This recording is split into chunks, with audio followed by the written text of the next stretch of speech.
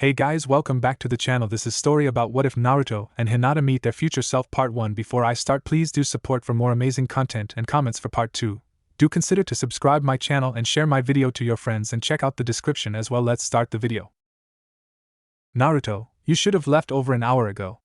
Hinata's voice hums in his ear. Her fingers thread softly through his blonde hair to awaken him, not surprised to see cobalt orbs briefly open to smile at her before closing once more. He reaches a hand up to intertwine their hands together, tugging her just enough for her to fall back into bed with him.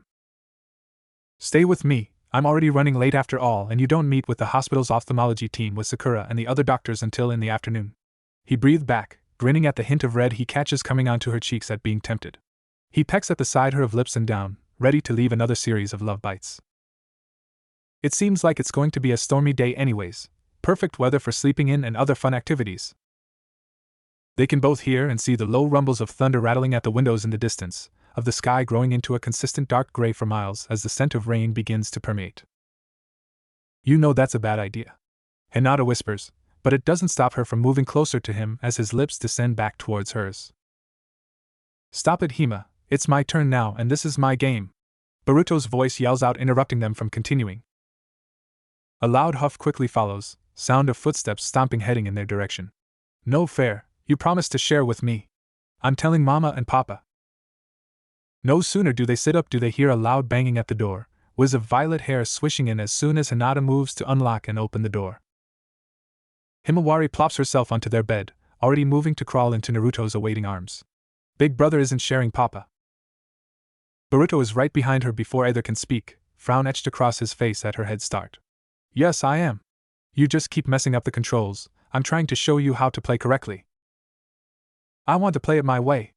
Himawari immediately defends. Enough.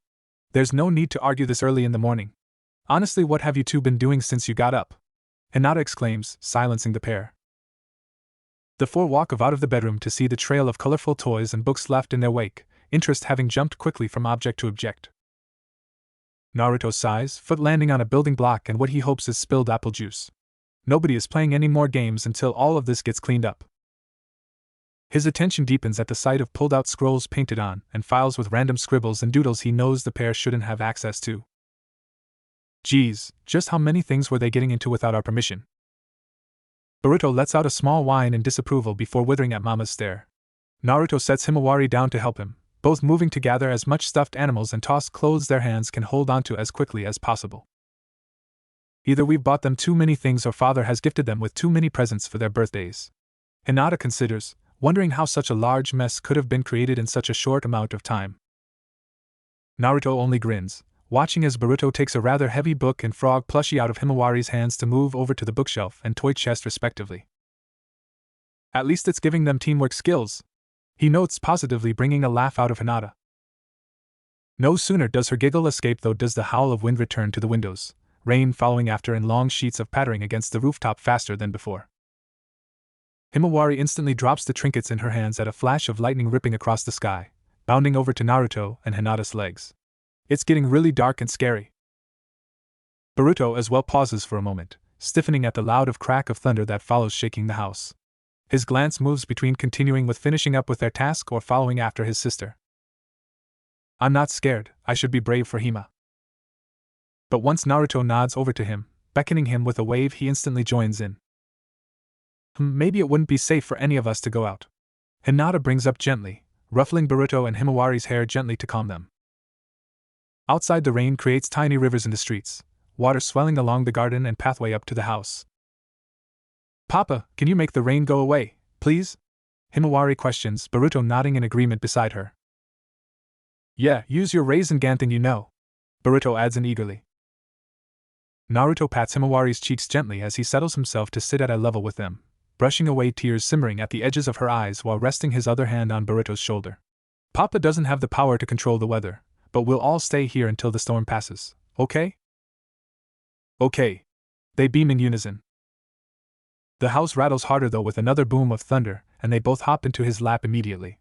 Hinata catches his gaze when he looks up, lilac orbs holding the briefest flicker of worry as their thoughts align. This isn't the usual type of summer storm Konoha gets. Everything is shaking, rain pounding seemingly from all directions, making it hard to focus or hear anything else. Well, it is monsoon season. I guess today is just worse than what the weatherman predicted.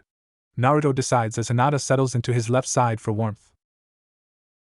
Besides, it will be nice to have a day off with her and the kids considering how busy their schedules have been lately. Naruto and Himawari have a knack for sensing when they're exhausted even when they try and save energy for them for at the end of the day to play. At least for today they can enjoy hot cocoa and engage in random stories until the sky clears up again.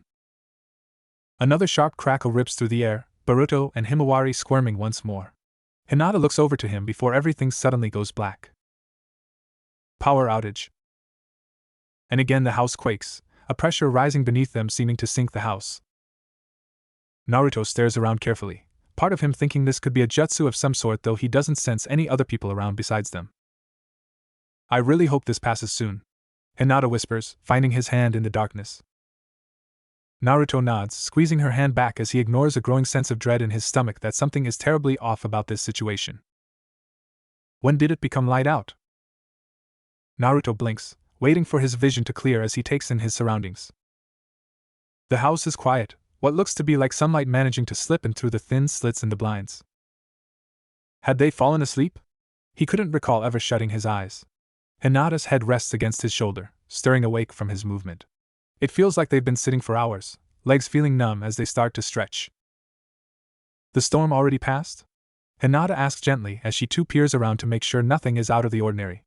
Same mess of toys, books, and clothes nearby. Naruto and Himawari fidget as she taps them awake, smiling when it appears they seem unharmed. You two okay? She inquires. Naruto nods, rubbing out the cricks in his neck.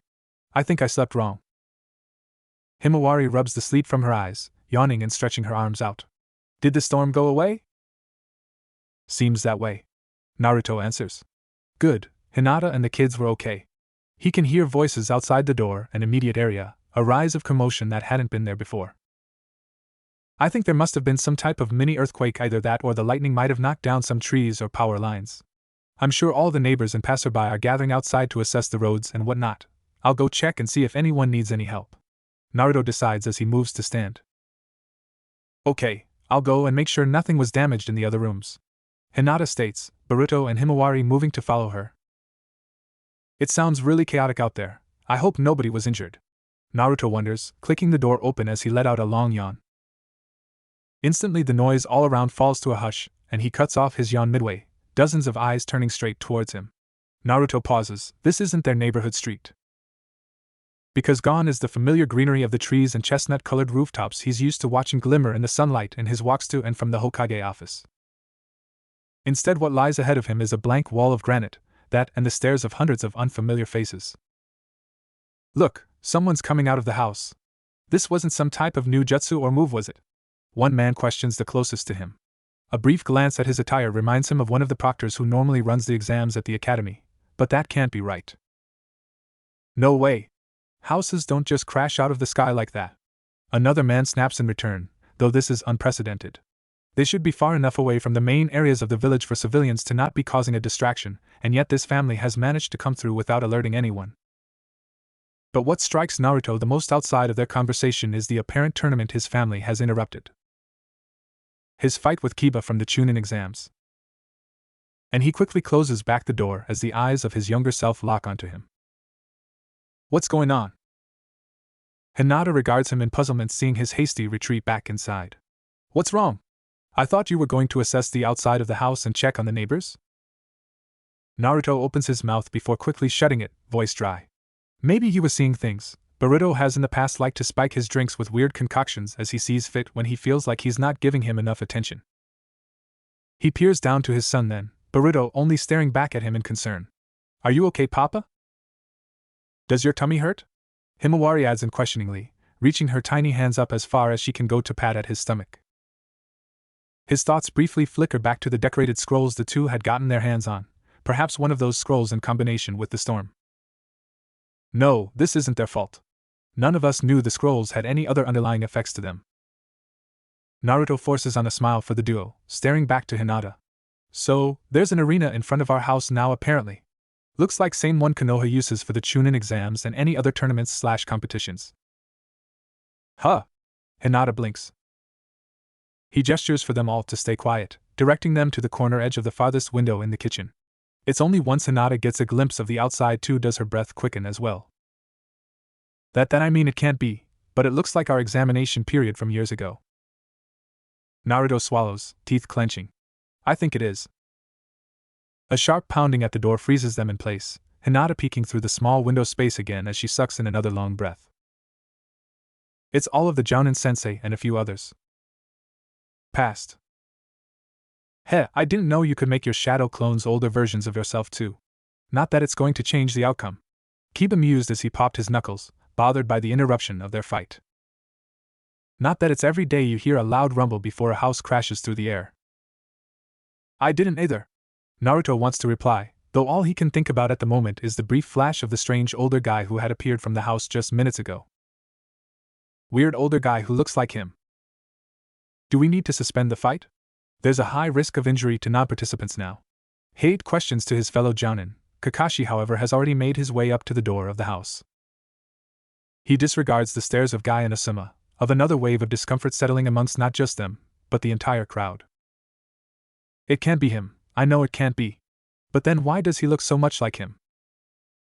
Minato isn't alive, he reminds the clenching of his chest. He'd witnessed his burial and that of so many others who had been lost on that fateful night.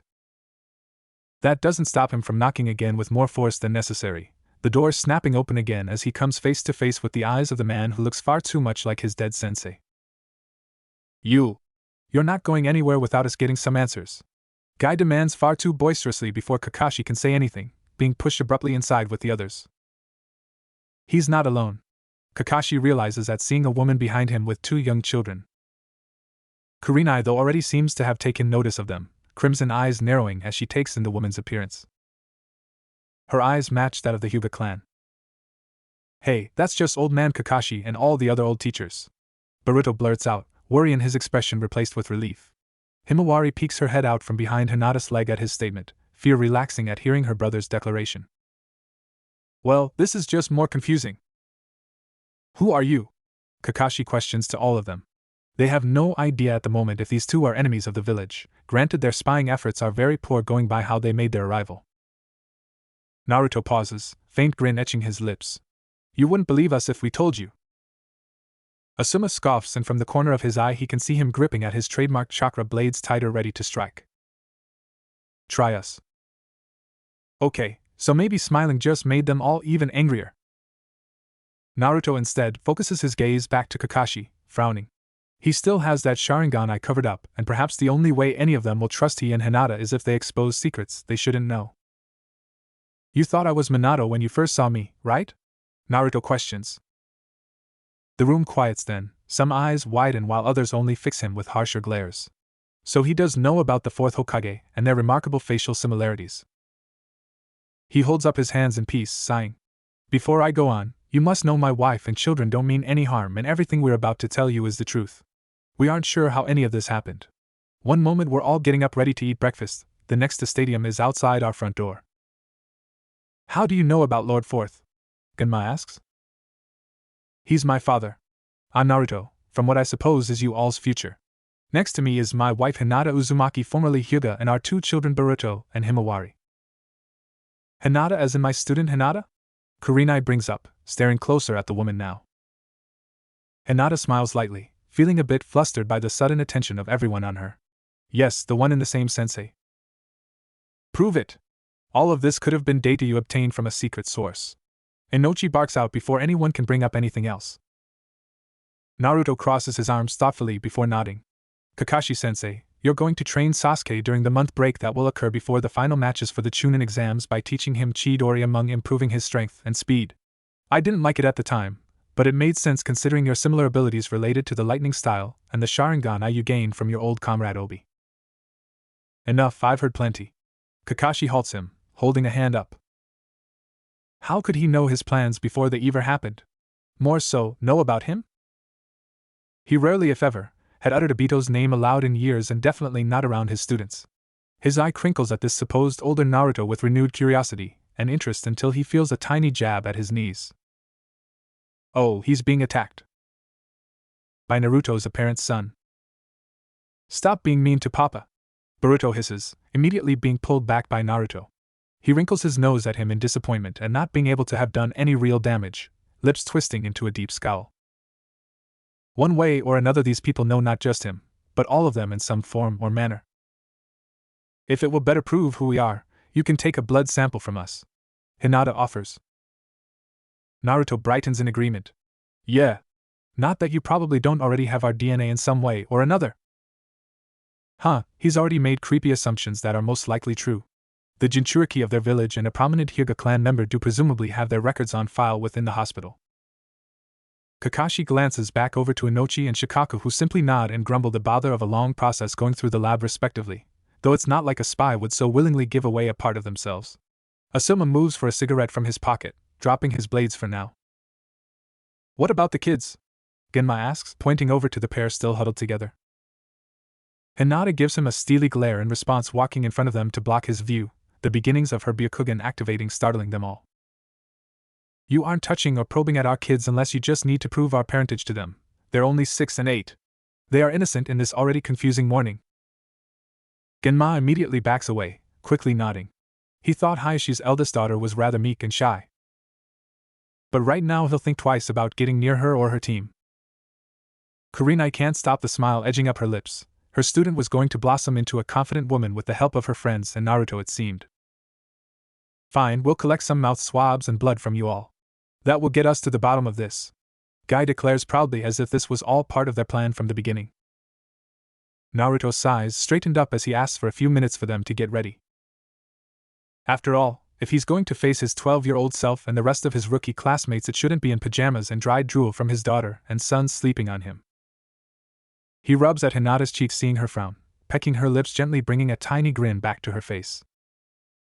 Yes, they are under suspicion, and without Kakashi or any of the others having to say it, they know they're essentially being arrested. We're in this together. This is normal protocol, Naruto reminds her, and Hinata nods in return before she heads in the direction of their bedroom to change. Boruto tugs at the end of his sleeve, lowering his voice as the rest of the Jounin congregate back together towards the front door.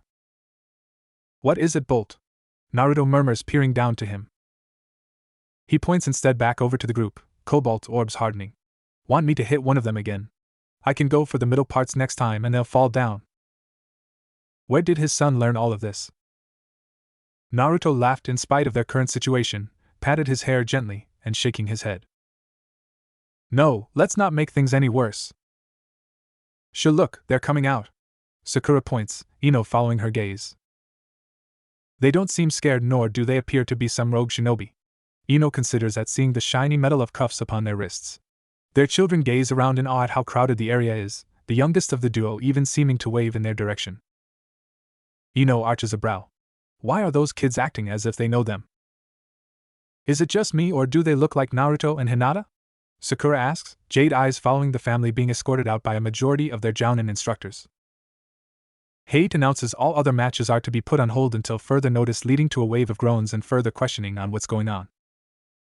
Ino nods to Sakura's question, devious grin alighting her face at a sudden thought. Now that you mention it, even those two kids with them look like a mix of both their features and weight, you don't think? Sakura shook her head, about to utter that none of the girls in their class were interested in Naruto in that way, though Ino had already twisted her attention onto the pair in question. Come on, let's go find out what those two have been up to behind closed doors. Sakura scrunched up her nose at the thought. Ino, gross. This isn't what you think it is, surely not with how I've heard Hinata's family is. The Hyugas are far too noble with their long history of prestige for their visionary capabilities and tracking down any enemy of Konoha. And Naruto, well, he's Naruto, so that doesn't really help. Ino spared her a glance again over her shoulder, matching her frown. G's forehead, maybe they meet for secret rendezvous. Just like I see Asuma-sensei do with Kurenai-sensei in the forest to the west, even if they tried to hide it. Anyways, I'm not going to pass up an opportunity to tease and do some matchmaking, are you? She's got her there. Naruto's attention becoming focused on Hinata in his spare time instead of pestering her would mean those two could go out on dates together, attend festivals together, train together, all without her presence needed. Everybody wins. Her thoughts cheered mentally. Pig, hurry up, we need to ask Hinata a few questions. Sakura grinned eagerly, looping their arms together to get to where Team 8 was. Though by the time they get close enough to her, Niji is already there. Who was that woman? Niji asks the very question she wants to know as well. She squirms under the harshness of his stare. He was already mad enough that the rest of the planned matches for the day were being delayed for who knows how long, and now there was an apparent other main clan member he had known nothing about. I really don't know, honest. I've never seen that lady before now. Hinata spoke up, flinching at her stutter. Fine, you don't have to tell me. I can always just beat the answer out of you once the arena gets fixed and the next fights commence. We'll eventually face each other whether you want to or not, he warns before heading back over to his team members. And it's only when he's no longer so close can she feel herself properly breathing again, for her heartbeat to no longer be pounding rapidly against her chest. He wants to kill her. Her stomach churns at the painful reminder. Kurenai-sensei had left with the others and Kiba appeared to be heading to take care of the wounds he sustained in the infirmary. Shino was nowhere in sight, probably having already left with the others. In fact, the whole area of contenders who had yet to have their matches were dispersing now that no other fights were going to be held. Her attention falls again back on the house that had interrupted Naruto and Kiba's fight, sunlight filtering through widening cracks within in the tiles of the roof to the wood lining the steps. The whole area and outside infrastructure had been damaged by its appearance, most of the Jounin sensei still unsure what to make of getting it out of the way. Looking closer, she can see something carved towards the broken front door in dark cursive, whispering the name under her breath and in her thoughts. Uzumaki? Hinata, hey, did you know that family that was in there just now? Sakura questions, jolting her attention away the home. She shook her head slowly, she was curious about them as well. Ino hums lowly, nudging her gently. Well, I don't know if you've heard yet, but some people are saying they look exactly like you and Naruto. Funny, huh? Like me and Naruto? And Hinata feels her face starting to burn at the knowing grins both Sakura and Ino send her way. The thought had passed in her mind as well at her brief glimpse of the couple, however it was just wishful thinking. Because surely Naruto wouldn't look at her that way, not when he asked Sakura for dates time and again. I have the perfect idea. You should go find Naruto and see what he has to say about this situation. Sakura urges her, about to yell for Naruto to come over only to see he's disappeared. Great. He's probably just as embarrassed about this situation as me. Hinata considers, shifting back from the pair before they head off to truly hound Naruto for questions next. She goes out the back door she saw so many others do earlier, crossing into the grassy paths that lead away from the academy instead of onto the main streets. How late has it gotten? The sun has already begun its trek down in the sky, streaks of pink giving way to calmer blues and violets. Father might be worried that I haven't returned yet to the manor. The thought made her quickly pause in place, curling at her toes as she settled herself against the closest tree. It smelled of rain and pine leaves, of the quickly moving storms that were here so often at this time of year, and slowly she shut her eyes to think. No, father wasn't worried about her, he could care less what she was doing right now. She'd seen it too many times now, pearly white orbs sharpening on her in the same manner as Niji did before, scoffing. You're too weak, a disgrace to our clan and title as heiress. Even in her thoughts the coldness of his voice makes her stiffen, chest narrow in apprehension and grief. It was shortly after that statement he spent more of his afternoons training Hanabi than her, she becoming a ghost flickering by who no longer existed in his world. For a long while Hinata's footsteps take her around the woods, spending an hour or so training, then cooling off in the chill of the river until her hands and toes are numb. It isn't until the moon breaks across the sky, white glow casting upon the scrawny tree branches and dusky rocks, that she realizes how late it's truly gotten in distracting her mind. And yet still she can't bring herself to head to the manor just yet. Ko or one of the other bodyguards will find her soon enough, and she prepares herself for the scolding of having stayed out so late. Until her thoughts give way to the woman with her clan's eyes. I need to talk to her, if I can.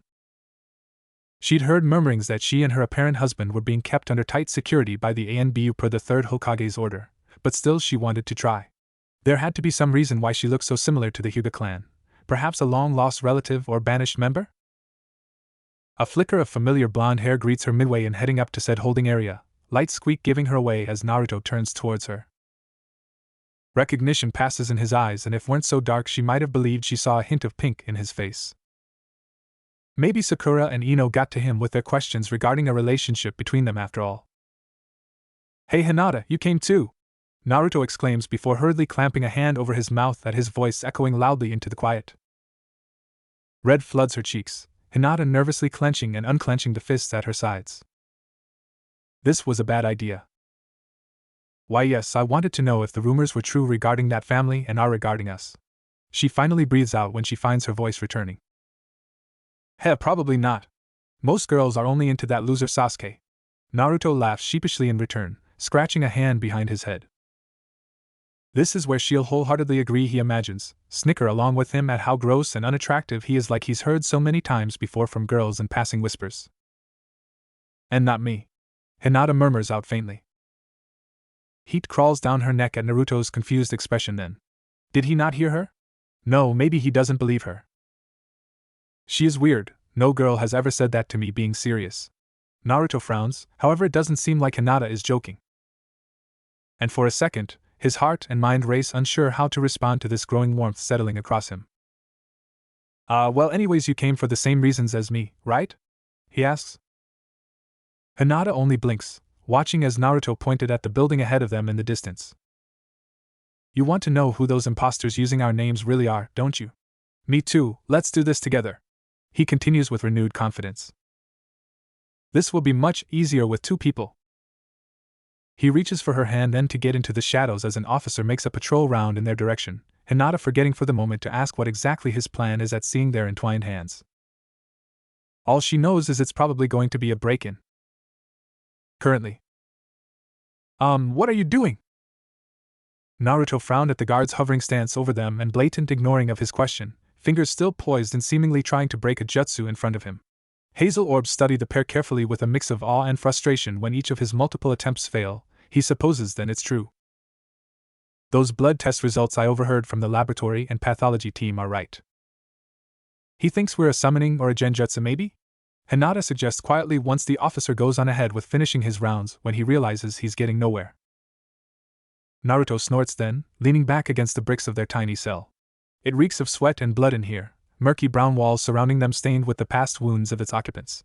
Of course, by now the news of their interrupting the exams has reached the ears of all the civilians, causing a mix of curiosity and mayhem. Have you figured out yet what's going on? Kurama questions, voice scratchy with sleep. Clearly, whatever situation Naruto in doesn't seem like one he'll be able to get out of on his own, and yet he still hasn't asked for his help. Oh, you woke up? Naruto mused. He didn't exactly want to bother Kurama considering there wasn't much to tell him yet, and he imagined he wouldn't react well to seeing him now in a jail cell of all places. The last time I was awake you were sleeping in bed with your wife, now you're stuck in jail with her, and there are two versions of you both. Well, younger versions, that is. Explain. He continues after a yawn. It sounds much more awful when Kurama says it like that. Seems we're stuck in the past from the kids messing with some of the scrolls. I don't want to do anything yet to cause trouble. Naruto explains. A deep rumble of laughter escapes him then, grin rising up. Trouble? Since being stuck with you that's all you ever seem to get into, Naruto. He's glad at least that their old instructors in the end didn't decide to separate them, mainly because it's probably easier to watch them both at once, but still a nurse either of them recognized had taken Boruto and Himawari back to examine them over an hour ago. And has yet to return. Part of him itches to break out to go check on them, not that escaping will better improve their situation at hand. A loud gurgle fills the quiet and Hinata gazes back over to Naruto, barely managing to stifle a giggle at the hint of pink to his cheeks. What? They've hardly fed us, you know, besides some dry salt crackers and water. He huffs. Hinata shakes her head, shifting herself again back against his shoulder. I know, I'm hungry too. This is taking longer than I expected. Naruto moves to wrap an arm around her as best he can with the cuffs still binding his hands. They could easily just break out of this stupid metal cage, wouldn't that prove their abilities and true strength? Well, it would also scare them all. Mama, they poked me. It really hurt even when I told them so. Himawari's voice yells out, breaking the quiet, running back up to the pair. Faint tracks of tears have settled against her cheeks, though more worrying than that is the sight of familiar cerulean having gone a pale white. Did they see this? Naruto and Hinata wondered as they sat up, sound of alarmed voices rising up not too far away. Himawari wasn't the only one who attacked those weird clones, I bit their hands.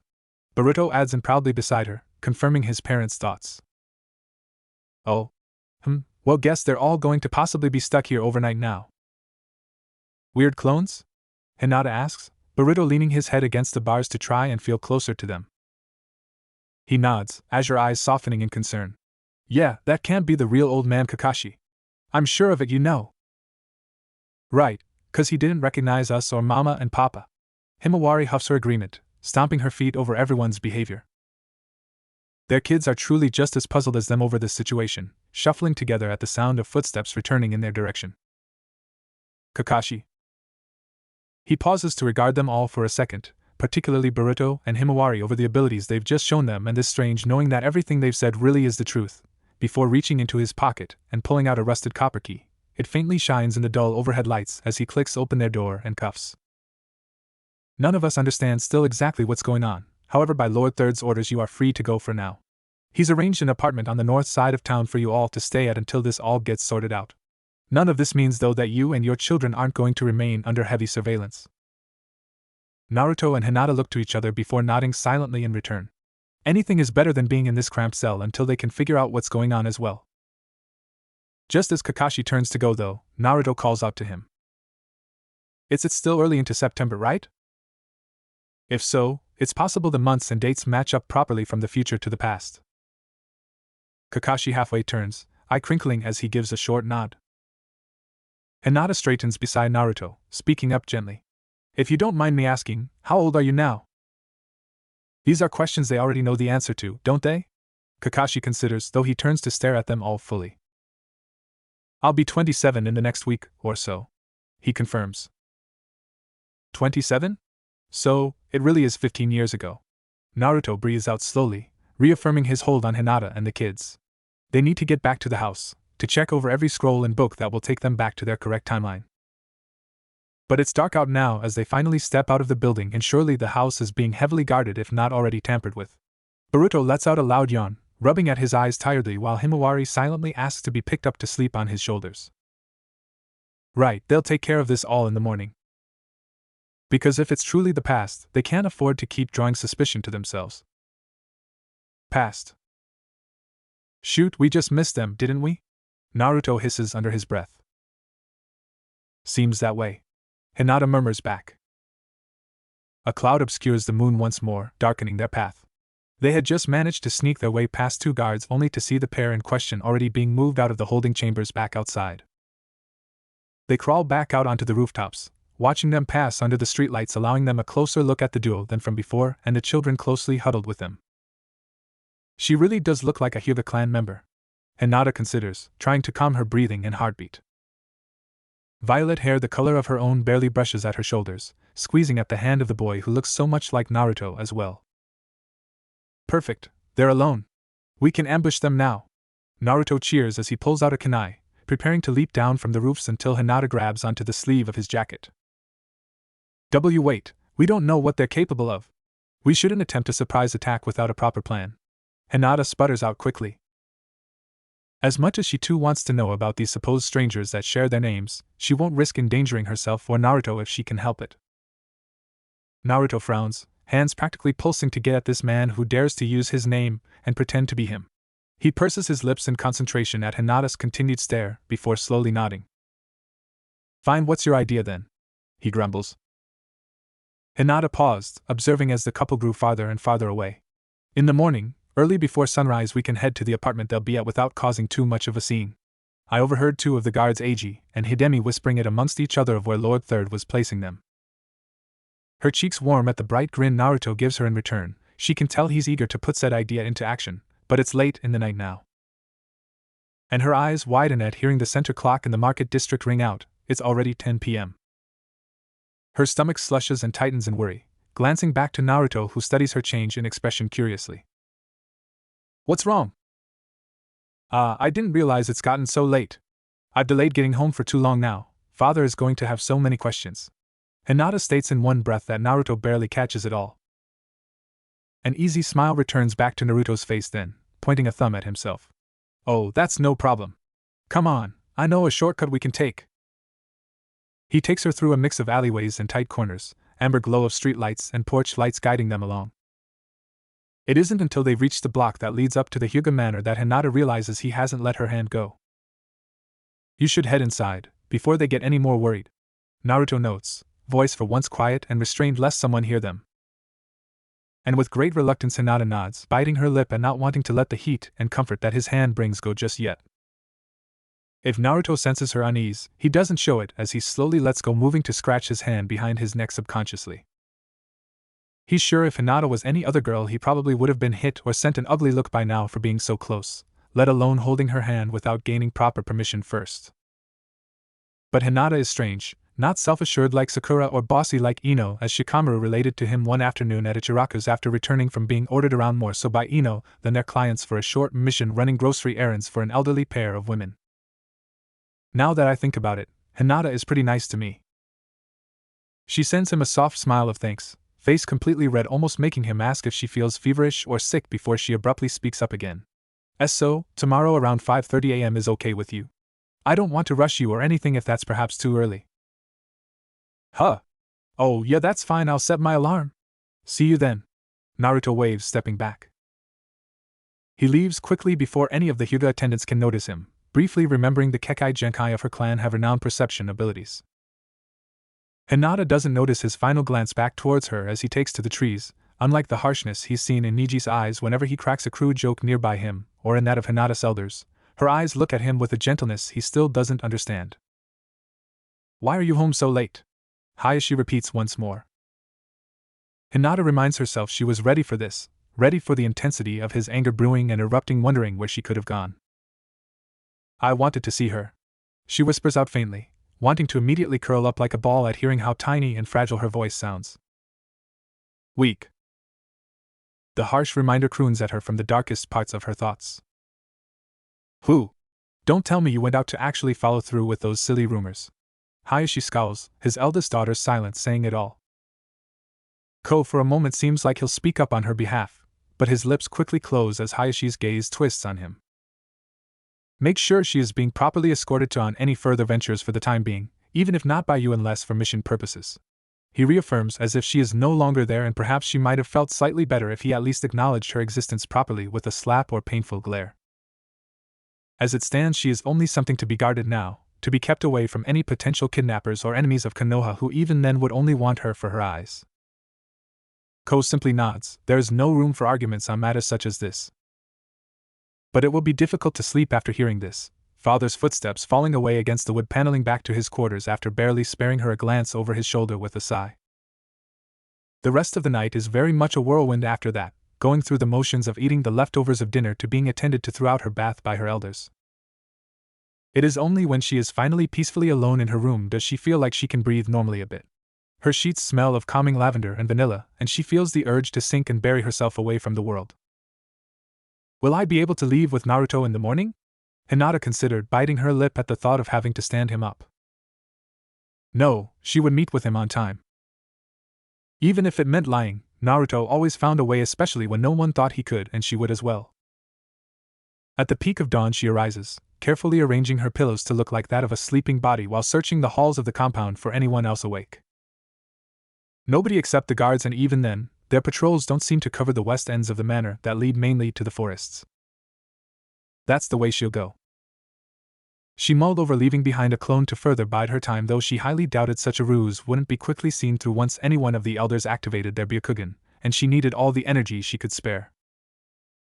Low-lying clouds stretch across a fuchsia and orange-colored sky as she cracks open her window slightly, light blanket of warm misty air fanning across her face. Hinata slips one hand and leg out and instantly hears a muffled gasp behind her. She freezes, eyes roaming back in alarm before her breathing soon settles down. Hanabi. Her sister regards her more in fascination than concern over why she has one arm and foot out her window at this time of day, pearl orbs mirroring her own wide in curiosity. Where are you going, big sister? She whispers, keeping her voice soft as to not alert the guards or morning attendants that may soon shuffle about. Hesitantly she steps toward her, wincing at the increased sound of her footsteps in the quiet. Is this for a mission? Father never mentioned you had another one today, she asks eagerly, and Hinata can't bring herself to fully lie at seeing her sister's face beam with pride for her, cheeks ruddy with growing excitement. Still, she really needs to get going. I didn't tell him. I knew he most likely wouldn't have cared. Hinata murmurs quietly. Hanabi pouts, knowing what Hinata is leaving unsaid.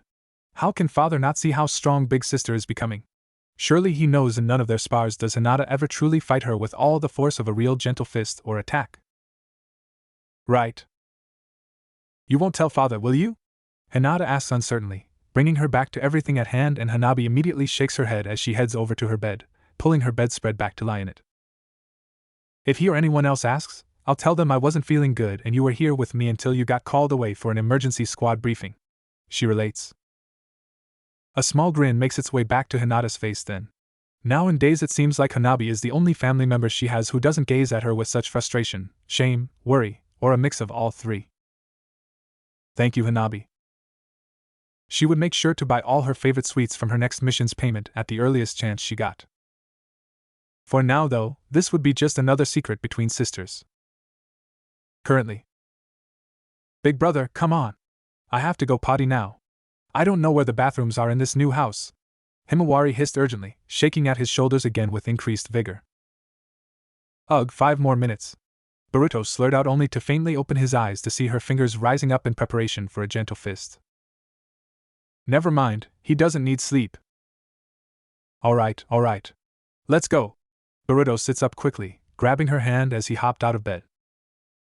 This stupid house is confusing enough to get used to, way too grimy and dusty with silver cobwebs seemingly in every corner. After taking them accidentally to a coat closet and what looks be like an old laundry room, they finally reach a restroom. I'm going to wait outside, just come out when you're done. Oh, and don't forget to wash your hands, he instructs her. Okay. Himawari chirps back before shutting the door on him. He isn't sure how she can be so awake this early, the sun is barely out yet. His mind slips back to his dreams from earlier, of back in the comforts of his own room and not this space they must reside in that smells of mold and trash. Mama and Papa remain asleep down the hall and he wonders how they can be so casual about this all, surrounded by chipping white paint in every room, cracked tiles, and rusty silverware. A yawn escapes him as he turns his gaze to outside, pausing at a flicker of blonde and violet hair weaving through the trees. Huh! Boruto rubs his eyes, maybe he's still sleeping, however he sees the same sight again. Only this time it isn't just the hair he notices, but the persons with said hair colors. Why are Papa and Mama outside? I'm done, Himawari relates behind him. Shoo! Boruto hisses in return, nearly jumping from her touch. She huffs at his covering of her mouth, puzzlement crossing her face as he lowers them to the ground. What are we doing? Ooh, is this a new ninja game? She muffles out, frowning at Boruto's shake of his head. She follows his line of sight out the window, to the duo moving out of the forest heading to inspect the side of the house. Isn't that Papa and Mama? Himawari asks softly as Boruto slowly moves his hand away, looking between the two to make sure. Boruto wrinkles his nose in thought, nodding. I think so. Why are they outside though? And something seems different about them. I can hear Papa snores down the hallway unless he made a clone? Wait, can you make a clone while the real you is sleeping? He's confusing himself. Himawari is already moving to stand again, smile rising up. Well, let's go find out. Maybe they're making breakfast or grabbing ingredients. We should go help them. Boruto grabs her hand before she can go scampering off to them. Papa said they need to be on guard for any visitors that come to see them after all. But that doesn't stop Himawari from eagerly slipping out of his grip to go greet the pair. Good morning, Papa. What ya doing, looking for firewood? Himawari asks as they slowly approach them, clicking open the back door, making them halt in their peering around. I thought you said you and Mama were going to test out the stove in the kitchen first? Boruto questions behind her, feeling a bit of relief now that they're staring at the two of them closely enough.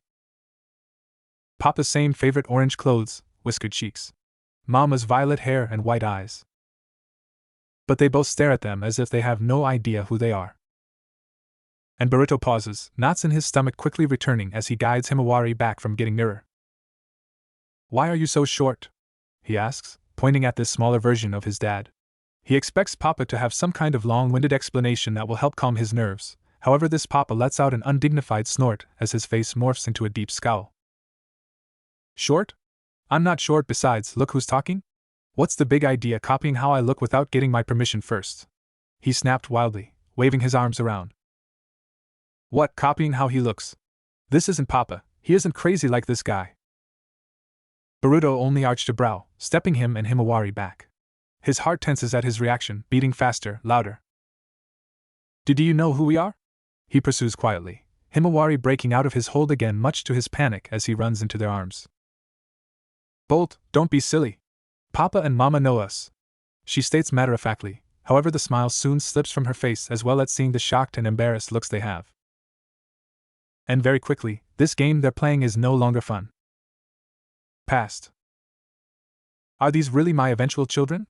The two of them? Naruto questioned himself, staring down at his supposed daughters hugging of him. He remembered seeing two kids with the mysterious couple, but he hadn't given it much thought until now. Alright, don't freak out, that will just scare them off. Someone has to be an adult right now. But he's scared right now too.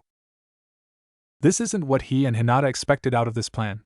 Glancing back to her, he sees her face is already completely beet red. Hopefully she won't faint on him. Where are your other parents?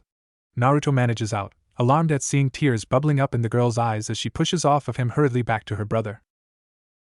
The boy's eyes narrow, suspicion evident. Is this the imposter? No, he was some old dude, however this must be his son. I'm not telling you anything until you explain who you are, you know. He snaps and Naruto can feel a scowl rising up. This strange child, who is apparently going to be his future son, not only really looks like him, he talks like him as well. And it begins to sink in that their likeness isn't just by coincidence perhaps, but by a familial connection that makes him pause. Is this what it means to have a family? Hinata takes in a couple deep gulps of air, glad her dizzy spell is passing. Everyone is becoming charged with fear and anger, their original plan of a surprise attack is falling apart now, and the only way to rectify things is to be truthful.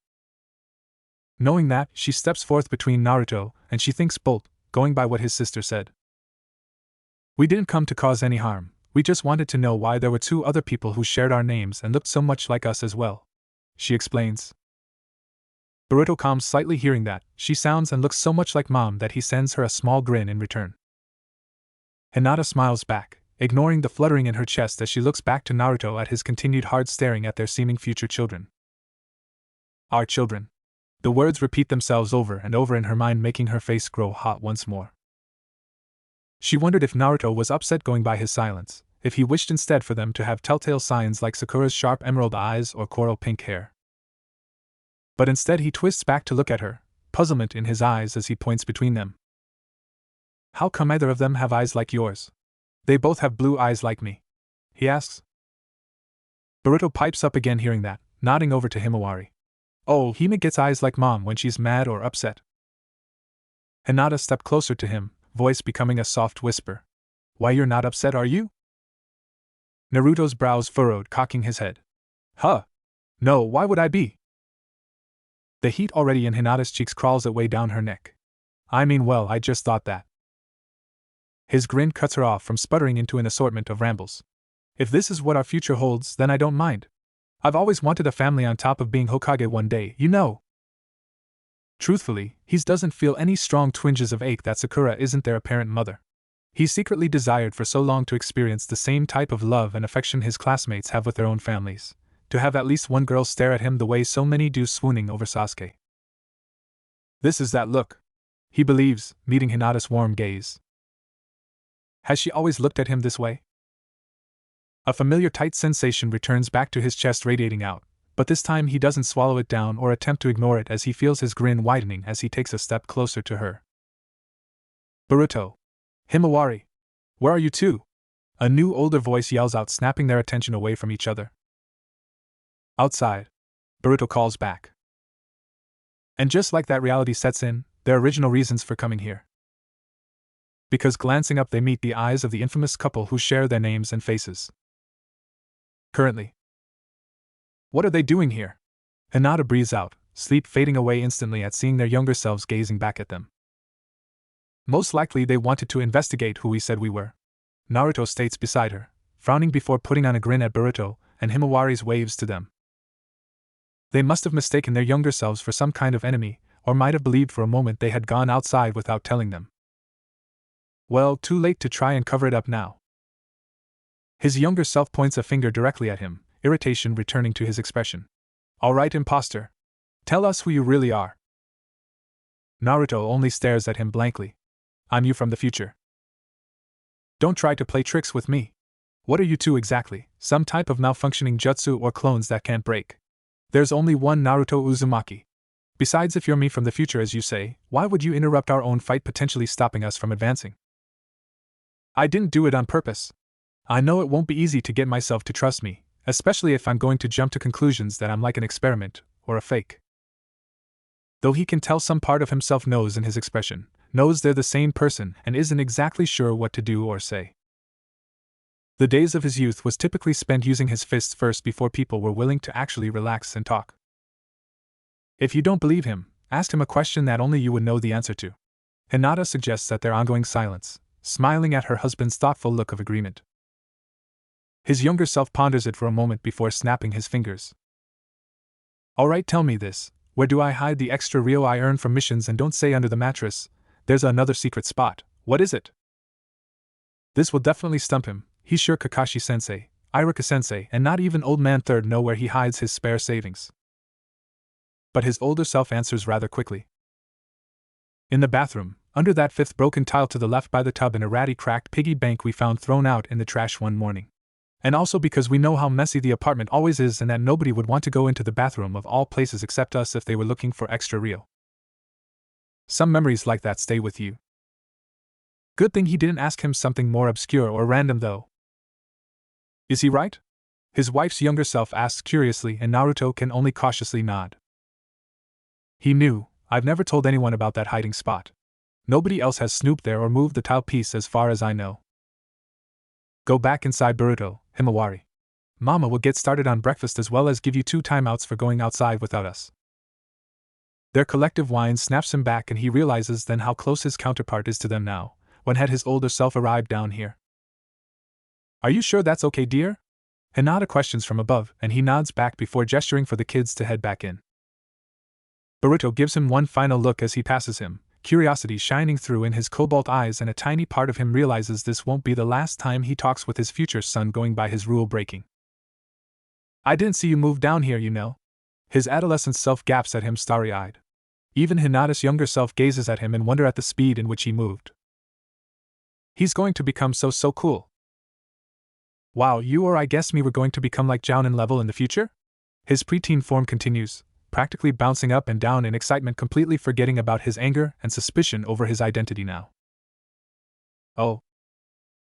Naruto coughed, shaking his head. A lot of things happen, so technically if I'm being honest with you or us, I'm still considered a genin. What? Watching his juvenile form crumple from eagerness to upset is uncomfortable. He shouldn't speak too much on the future, though it hurts to watch himself be distraught with him. Things are going to change little by little the longer they're stuck in the past, he worries. Some things will inevitably slip out or be found out through use of spying, no matter how hard he and Hinata try to prevent things.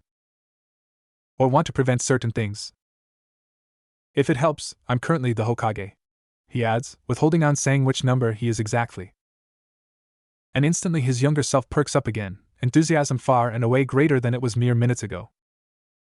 He glances back to Hinata, smile infectious already matching his own. Ha, I knew it! Come on, Hinata, let's go rub it in to everyone who thought I couldn't do it. Actually, being Hokage isn't super exciting, even though I like my job. It's a lot of paperwork and listening to all of the shinobi and civilians' demands for changes in business regulations, work hours, meetings with dignitaries, training sessions, etc. He explains, blocking him before he can go running off. He doubts anyone would really believe his younger counterpart at this point in time, but they still need to play it safe. He watches as his younger self takes that all in. Yes, there was a lot more to being Hokage that he didn't know about during his preteen and teenage years. So I still get to wear the Hokage's cloak and hat though, right? Well, guess he knew why he deserved all those hits to his head back then. Past. Something interesting over there, forehead? Ino questioned at Sakura's behavior. She was doing nothing to hide herself really, pressed against a brick wall staring across the busy street corner. It was approaching the lunch hour, most civilians moving about going over prices of various goods at the market square or collecting a quick meal on the run from one of the many food stands. The area was infused with the sense of grilled meats, spices, boiling soups, and Ino sighed at the particular waft of sweets coming from one of the bakeries, reminded once more of her light breakfast. Sure, pig. And yes, if you must know, it's very interesting. She replies, and Ino follows her line of sight across the way at her emphasis. Ichiraku's. and a grin etches up her face at seeing the pair in question that has Sakura's complete focus. Naruto and Hinata, alone. Are they on a date? Ino asked point blank, joining herself with Sakura to watch the pair. Sakura merely shrugs in response, jade eyes swerving between the two every few minutes. I don't know, but ever since that incident with that strange house crashing through the arena, I've seen those two together more often. This is my first time catching them in the act, so to speak. Ino sighs happily then, this truly is a welcome sight to see, if only they were closer to get and hear more details. Perhaps Naruto won't be as infuriatingly loud or energetic during class or missions with Hinata's affection, and Hinata will be emboldened to speak up more with Naruto's encouragement. And of course, most importantly, this is probably the best gossip-worthy news she's witnessed all week. Mrs. Amaya and Mrs. Furuta will definitely want to hear the news regarding one of Konoha's most prominent clans come Tuesday when they make their annual trip to the store to check out their latest deliveries of flowers and seeds. Did you ever get a chance to ask them about that older couple? She ventures at seeing Naruto and Hinata pull together some reel before moving to get up. Sakura shakes her head, tugging Ino to move back into the shadows with her as the duo enter the streets once more.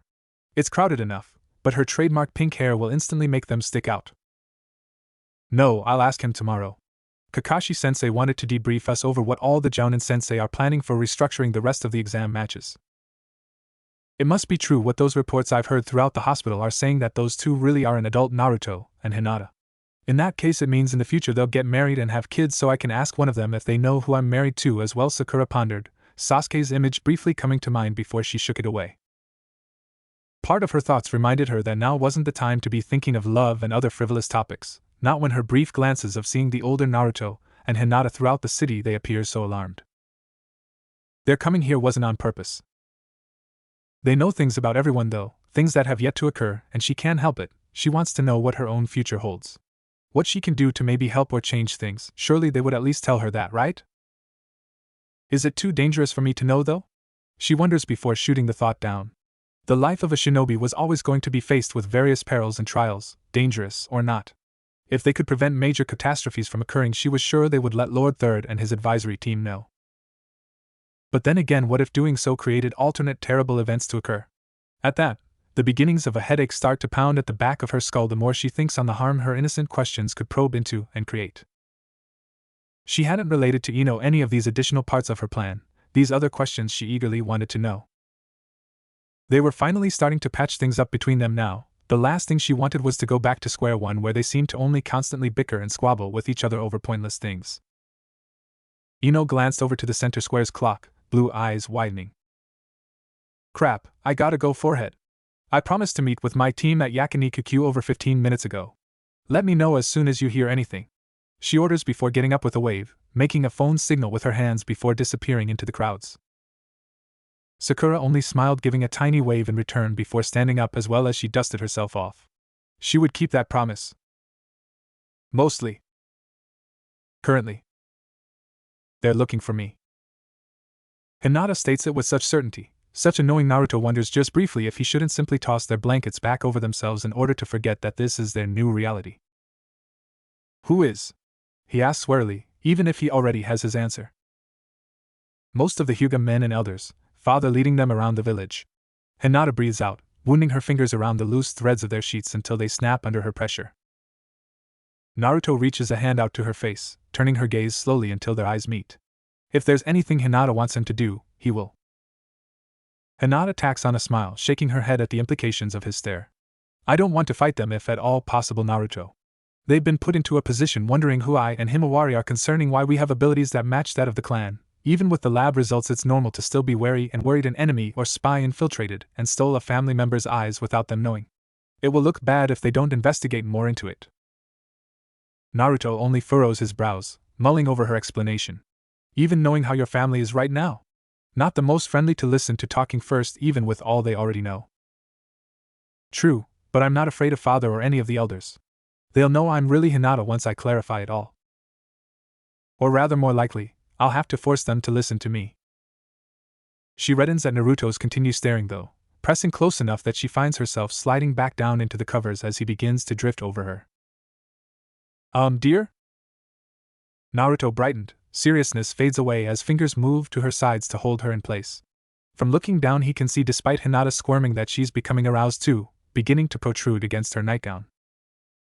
And hear me out now with this better option, you stay here and I'll help you forget all about that drama," he purred.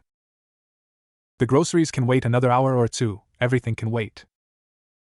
And Hinata's sure he'll make good on his promise, feeling the beginnings of his erection up against her with increased force.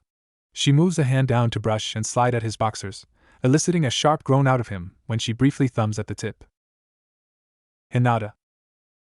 A knock at the door startles them both, though, their usual interruption as of late, Naruto tumbling off of her at hearing Boruto's voice. "Papa, Mama, can we come in?" he questions. "Hold on just a second," Naruto yells back, heading for the closet, tossing out his and Hinata's clothes. Boruto has his and Himawari's eyes covered when he eventually clicks open the door, backs turned. "Is it safe to turn around yet? You need to be wearing clothes, not underwear," he hisses, Himawari's restrained giggle bubbling out at his instructions. "Well, good thing you didn't come 5 minutes later," Naruto muses as he and his sister bound in. "What are we doing today? Hima and I are bored. There's no TV or internet here," he whines, Himawari mimicking his pouting and action as he throws his hands out against the end of the bed. Hinata glances over to Naruto, who nods silently at her recommendation. "Mama needs to meet up with Grandpa for a bit, but in the meantime we'll go to the store and get some food, then explore the park. How about that?" Boruto beams in agreement, though Himawari gains a look of puzzlement. "Why can't we all visit Grandpa?" "Because Grandpa has no idea who you are. And most likely won't react well." Naruto placates her by ruffling with her hair. "Oh, it's just going to be boring clan business and paperwork. If you two behave, we might also make a trip to the toy store too." "Okay, so bribery isn't the best route." Hinata mouthing, "You could have used ice cream or burgers instead." The duo hopping up and down eagerly now, discussing what toys they're going to pick. Their day is typically the best ever if they get to eat their favorite foods at some point. "We'll get Mama some cinnamon rolls too from the bakery," Naruto adds in cheerfully, at glancing towards Hinata's slight frown making her break into a laugh and grin as he moved to take their children's hands to get them dressed and ready. They each give her a peck on the cheek goodbye, Naruto's lasting the longest on her lips before she's left alone. Naruto always knew what to say when it came to his enemies, down to changing the dynamics of her family.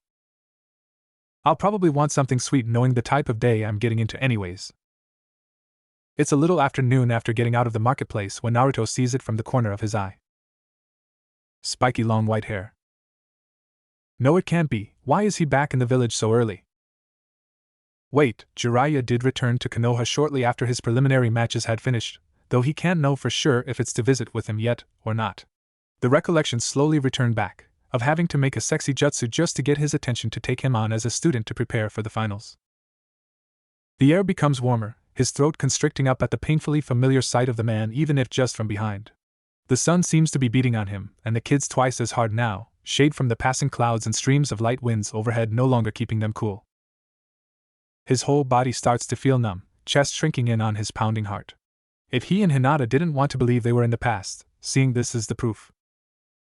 And he wishes more than ever now that Hinata was indeed here with him, and the kids, to squeeze at his hand to remind him he's okay. But Jiraiya is alive right before him again, and he feels about ready to heave. Breathe, relax.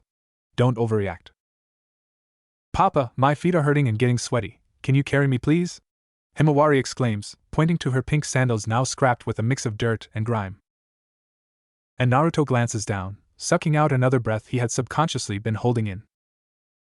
"Okay, I'll pick you up for a bit," he states quietly, forcing on a weak grin, bending himself down as Himawari eagerly climbs on. He glances back to Jiraiya to see if he's still there, lingering along the rooftops and fences, following his gaze towards the hot springs district. Of course. Same pervert as ever. Naruto mutters to himself as he adjusts Himawari onto his back properly, only to see Jiraiya's dark eyes have moved on towards him. "Who's that?" Boruto questions at seeing Jiraiya's roaming stare, nearly moving a hand up to point before Naruto stops him. Crap. Crap. Crap. "You guys want to get ice cream now? I think I saw a stand on the opposite side of the park." He gestures a bit too eagerly to get them away from here. Maybe Jiraiya hadn't noticed them yet, though he doubted he could blend in well with the crowd surrounding him, filled far too much with what seemed to be passing businessmen and older middle-aged women mingling about. He moves to turn them back in the direction of the market, to pretend he never saw him only to feel a familiar pat on his shoulder. Huh, so the rumors were right. You really do look like him. Jiraiya chuckles at Naruto's frozen expression. His response confirms his earlier suspicions. It isn't to visit his younger self yet and begin preparations for the training trip they'll eventually go on. No, it's because of him. Someone, most likely Old Man Third, sent him a message probably asking him to investigate further into his and Hinata's case. It made sense the more he mulled on it. Jiraiya is, right now, one of the best spies Konoha has in terms of his vast network of connections within other regions and amongst the shady red light districts. What should I say? He'll see through my lies, won't he? Naruto reminded himself. So let's you and I take a walk, shall we? I want to be caught up on the whole story too. Jiraiya continues merrily, though he doesn't miss the tighter grip he asserts on his shoulder. He can't get out of this, at least not without creating even more suspicion on himself. Fine, but no bars or clubs, I have my children with me. Naruto snorts, emphasizing Boruto and Himawari's curious looks at him. They only know Jiraiya from photos and his stories, and even then, he isn't sure how much they remembered. Jiraiya shrugs. You can never start too early with teaching kids the wonders of puberty, but he'll entertain this guy for now. Konoha's Riverside Park is busy enough for them to not be noticed, Jiraiya leading them into some shade as his grin finally slips away. Alright, start talking. Naruto hesitated. It's strange to have Jiraiya stare at him with such confusion and uncertainty over his identity. He already has an idea of what's running through his mind. I'm Naruto from the future. I know you might have first thought that I was my father Minato. However, I know already what happened to him and Mom and the sacrifices they made for me and the reasons it was kept from me for so long. You're going to take me on a 3-year training trip soon to help me have better control over Kurama amongst get stronger to better be at Sasuke's level. He explained, stopping himself before he said too much. He didn't know who else could be watching or listening to him. Kurama? I've never heard anyone go by that name for the 9 tails. Jiraiya arches a brow. It's all a very bold statement to make, though it correlates with what Kakashi and Hiruzen have already told him. And I assume you have a way to confirm this, right? Naruto nodded, pulling out his old frog wallet, going through a mix of photos of him and Hinata, Team 7, the kids as babies, until he reaches the one of the two of them shortly after he had bought him the orange and black jacket he wore throughout most of his teen years. Time had aged the photo to a dull yellow-gray, tiny cuts and bent angles at the corners, though the image was clear enough. The date on the back is about 2 or so years from now in your handwriting. He points out quietly as Jiraiya stares over the image in detail before handing it back to him. He's made Jiraiya speechless. You're really that runt? He asks slowly, looking him up and down. I'm not a runt anymore. Naruto counters, however he can't stop the grin rising up at the look of wonder in Jiraiya's expression. Wow, no kidding. You're going to shoot up. So you're really from the future then? Tell me, am I like on the 10th installment in my Make Out Paradise series? Ooh, or maybe they've started created movies of them, and I'm truly world famous throughout all the nations now for my writing. He boasts. Naruto's smile cracks for a second before he forces it back on, nodding. Books or not, you're already world famous for being a super pervert, as you call yourself. He hears the break in his voice though as the words slip out, Jiraiya pausing to look at him again fully. The lump is returning back to his throat, an ache settling like rocks once more on his chest. The memories are coming back. Hey, these are your children, right? Guess my lessons with training you on the opposite sex really stickin', if you know what I mean. He jokes at observing Boruto and Himawari play with the leaves to hopefully lighten whatever stress is going through his old student. Naruto grins at his utterly dumb joke, but it's too late. His cheeks feel wet, and he can taste the salt on his lips, clenching his teeth together to stop the rest of his tears from coming. It's not only Boruto and Himawari you'll never meet properly. I wanted you to see my inauguration day for becoming the 7th Hokage, be right there beside me when Hinata and I got married. Jiraiya pats his shoulders gently, gaining his attention once more. When he speaks again his voice is subdued, quieter than he's ever heard it before. If I'm not here to see all this, see you grow up Naruto into the man before me now, that's okay. You're going to obtain your goals, create peace within the village and other nations, and most importantly gain the family you didn't have growing up. Heh, that's far and away more than I ever gave you.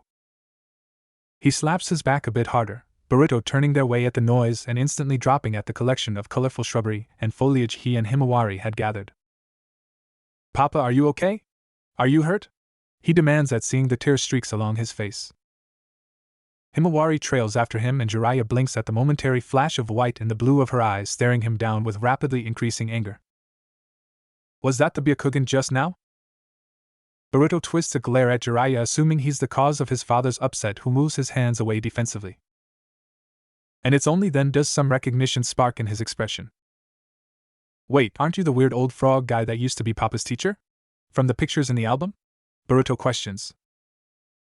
Who? Himawari asks. You know, the one Mama and Papa said wrote those nasty books we can't read? He can summon those giant frogs to appear like Papa and Big Brother Konohamaru. Boruto explains.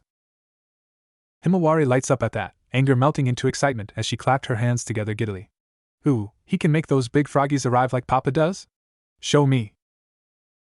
They're toads actually. Jiraiya attempts to correct the pair. Neither hears him. Because now the two have moved on to keenly chatting over what animals would be the coolest to summon, and where such huge animals could live at in the city without being noticed, or somehow captured. Any reason why they refer to me as weird old frog guy? Jiraiya huffs. What a horrible name for the future children of Konoha to know him by. However, maybe he can change their opinions of him by teaching them a thing or two. Naruto shrugs, true laugh escaping him since this whole afternoon started at seeing Jiraiya's pouting. It occurs to him then if he and Hinata will be stuck here for a while that they should make the most of it for Boruto and Himawari. That they can at least help their adolescent selves too by training them just a bit on how to prepare for the years ahead, even if it means their memories could become altered in the process. It would be nice to not repeat feeling so alone or lost in the chaos of the shinobi world. I wasn't about to tell my two young kids how much of a dirty old pervert you really are. I'd rather they have an innocent childhood, unlike the things you exposed me to on our journey. Good point. Must you all keep following me? This has been going on for long enough. Hinata ventures, perching herself against a thick branch. It's getting tiring having to pretend she doesn't notice her clan's piercing white orbs, Byakugan trailing her every move and turn as she visited a few stores to get some decor for the house along with some medicine in case any of them come down with something. Afternoon is giving way to evening, twilight setting and giving the sky a mix of golden autumn colors. Night would come within the next hour or so, she imagined, stars becoming visible as a fragment of moonlight grew brighter in the distance. She was starting to smell of sweat and pine needles, wanting nothing more than to simply head back to the temporary dwelling she and Naruto must call home for now, to check on Boruto and Himawari to make sure they've ate dinner and had their baths. But none of that can be done, not when she doesn't know how father would truly react to their existence in terms of their Hyuga relation. To her marriage to Naruto. Hayashi halts the set of guards at his side, eyes narrowing at the sharpness of her tone. Did she know who she was talking to? She wasn't a branch member, apparently, going by the lack of the familiar branding that would have been along her forehead, though it just didn't make sense who she said she was. It was one thing to see the confirmation of their blood relation on paper, another to see it now in person. I'll ask you once again, explain who you are and why you have our clan's abilities? He questioned. Hinata turns to look at him fully, then away from the darkening sky, nails digging in her palms, creating a litter of tiny crescents. I already told you, father, as much as you don't seem to want to believe it. It's me, Hinata. Same soft voice as his daughter's, same facial shape, and violet hair. However, these hard eyes watching him don't match the shy, wavering ones of his eldest. Eyes that normally can't meet his gaze for more than a few seconds. If your intentions are to harm me or come after my husband and children, just know that would be a mistake. She warns. The smile leaves her face then, all pleasantries over. What could have brought about this change over the years? He clicks his tongue, burying down the worried thought that he is the cause. It's a possibility. His training sessions with Hinata had been long and vicious before he had opted to switch his attention over to her sister. Perhaps down the line she eventually breaks and becomes colder. No, still there must be more to it than that. Because this silence and assuredness in white orbs mirroring his own have seen similar pains, sorrows, and angers like his. War, he thinks. Something he never imagined Hinata or Hanabi would have to go through. Let me handle this, uncle. I can get answers out of her, Niji asserts, breaking their stare down. Before Hayashi can question or ask what his plans exactly are, he's already leapt up towards the trees. He activates his Byakugan, Hinata doing the same as fingers poise upward ready to strike when he gets close. There's no way this woman can be Hinata. The same pathetic girl who's always losing during our sparring sessions at the manor, who can't even defeat her own little sister. And then he sees it, two brilliant azure flames appearing to arise from her hands morphing into the shape of lions. It's not a move he's ever witnessed, frowning at her ease of dodging each round of his attacks as if they were nothing. Fellow branch and clan members alike move in from the sides to help, but this supposed Hinata blocks it all, brushing aside Kanai from all directions while still remaining focused on him. Father hasn't told you the truth yet about Uncle Hizashi, has he? Of the sacrifice he made for the clan? She whispers. He ignores the question, because there is nothing for Uncle to say over that matter from years ago leading to this destined life of his to serve the main branch and be chained. However, she confuses him at what she says next. I miss you. She doesn't give him a chance to speak though. A searing jolt of pain strikes directly at his stomach, making everything go dark. When Niji awakens again, it's to find himself back at the Hyuga Manor, Hayashi sitting beside him. He shifts at seeing his eyes open, gesturing for him to lay still and continue to rest. It was her, he voices quietly. That older woman is really Hinata? Niji reiterates, ignoring the throbbing that sears down to his legs at attempting to sit up only to fall back against his bedspread again. He feels a lingering heat as he presses a hand to his stomach, to where bruises will soon surely form. Hayashi simply nods. Her abilities and skills match those only a Hyuga clan member could know. We'll leave it alone for now, though I ask that she and her husband come by when they're more settled in so that we can better clear up this situation without creating any more skirmishes. I'm sure she'll indulge us if she doesn't want to cast any further misgivings or suspicion upon herself and her family. He leaves Niji alone then to get some sleep, but his mind only replays over the last words she said to him, now wondering the meaning behind her cryptic words regarding the fate of his father, and what it will mean for his future ties between him, Hinata, and Hanabi. I miss you. Past. It isn't fair. Father knew she would have wanted to come along on the trek to encounter her future self, purposely making sure they would already be gone by the time she got back from meeting with Kurenai-sensei and the others to discuss how the rest of the exams would go. If she had perhaps witnessed at least one of her abilities, seen her fighting process, then maybe she could have learned at least one move in time to be prepared for whoever she would face in the tournament next. Niji's hardened eyes flashed to mind then, of eyes waiting to pinpoint and strike at every last vital point she had. It seemed like he had been injured going by so many attendants crowding around him since his and father's return, gaze refusing to meet hers.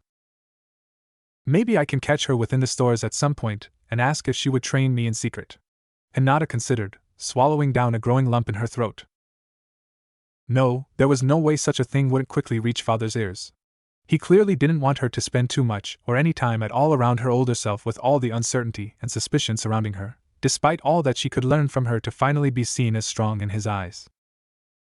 The low hum of crickets isn't enough of a distraction to her wandering thoughts, silver crescent moon creating shining ripples in the garden's pond. She and Naruto had barely gathered any information during their first meeting with their older selves, opportunities missed time and again at only catching a few glimpses of them after that. It would have been considered a risk, Lady Hinata. You haven't fully earned Master Hayashi's trust back yet. Besides, we don't know for sure yet if this supposed woman really is you. Your body as well could potentially have a negative reaction if you get too close to her. Those had been the words Ko had used to explain father's reasons for not bringing her along. No matter how he tried to spin it though, it still sounded like excuses to her. She hadn't felt any uncomfortable signs of dizziness or nausea from having been so near to her future counterpart during their early morning encounter after all, and she still wished to know more about her on what exactly caused them to be here, what she was up to in the future. And mainly when had she and Naruto become so close? A light tapping at the door breaks her out of her thoughts, surprised when she hears father's voice asking if he can come in. They're back early. For a long while either speak, Hinata restraining back the urge to squirm within her blankets.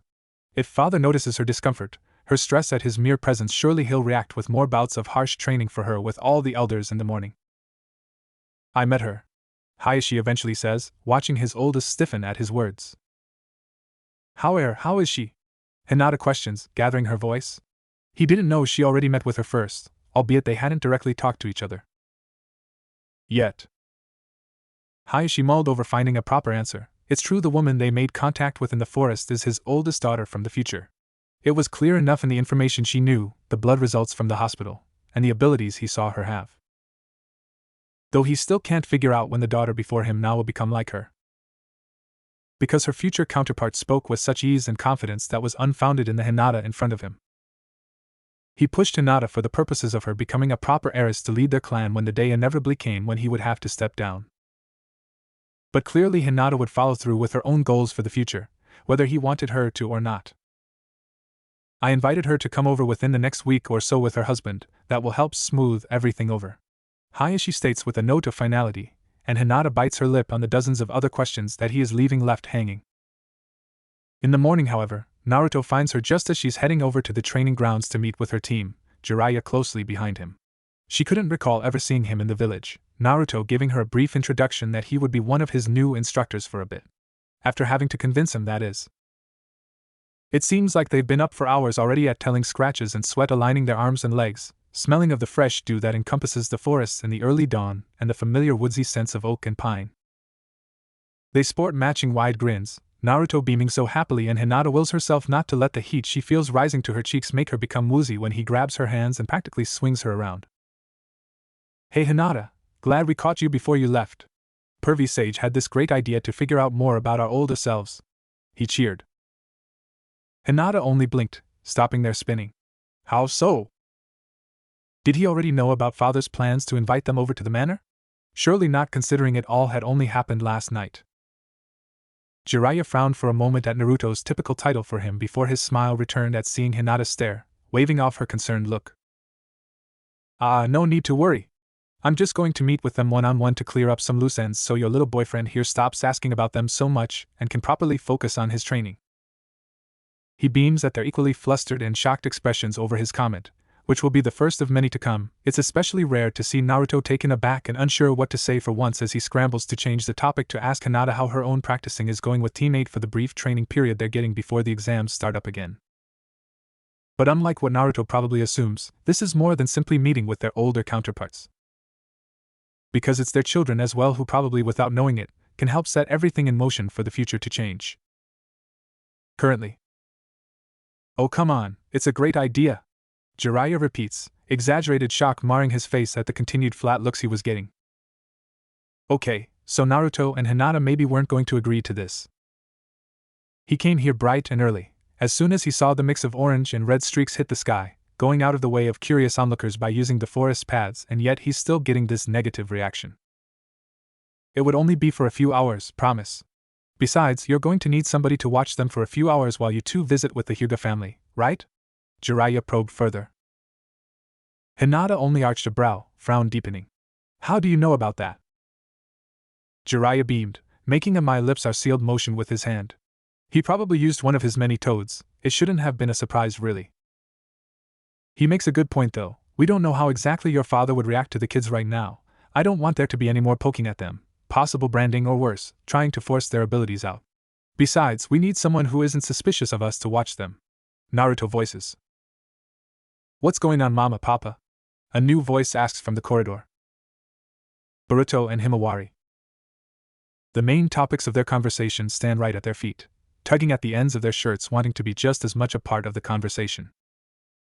Boruto's drowsy stare twists between all of them, Himawari rubbing away the last remnants of sleep from her eyes as she blinks. Twin pairs of cerulean orbs soon focus, puzzlement settling in at seeing Jiraiya's presence. Just who we were talking about. Jiraiya chimes, grinning at the duo. Boruto simply yawns in response, eyes narrowing. What cha doing here? Taking you on an adventure. He cheers out. Except, either look excited for said adventure. Boruto frowns, hold on Naruto's shirt tightening while Himawari moves herself to hide behind Hinata's legs. Well, he should have expected they wouldn't be so quick to trust him, they've known him less than a day.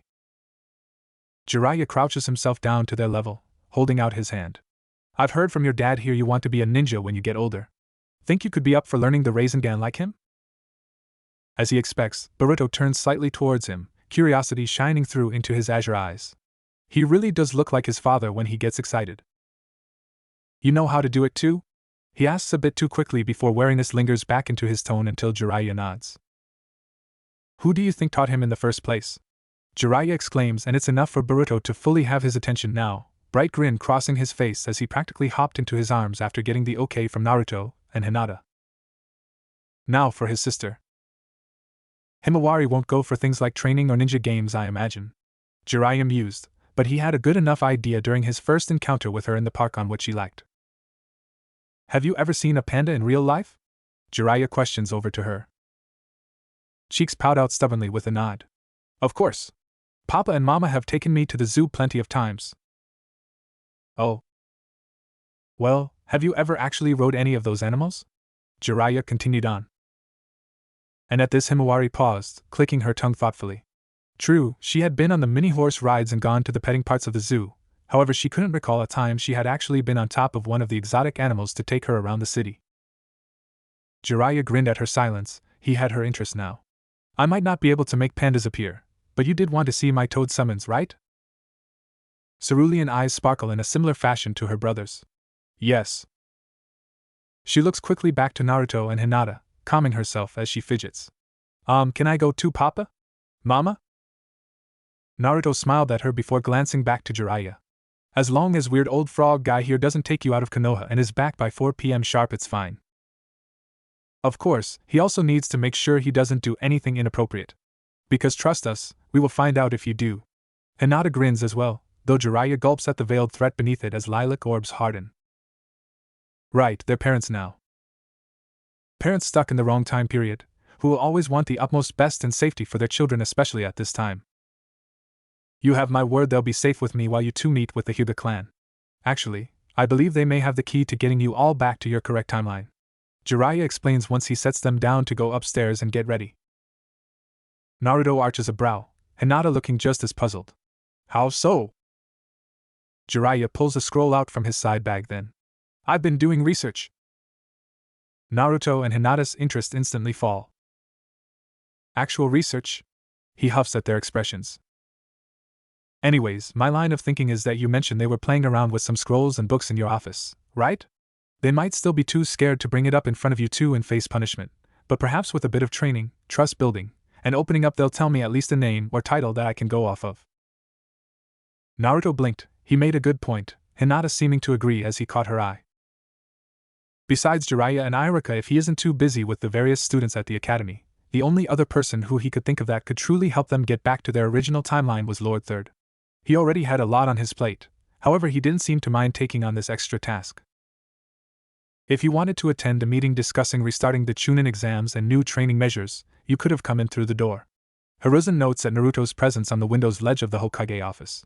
He made his entrance as soon as the last representative from Suna had closed the main door, breezing in as if there was only just a sudden gust of wind.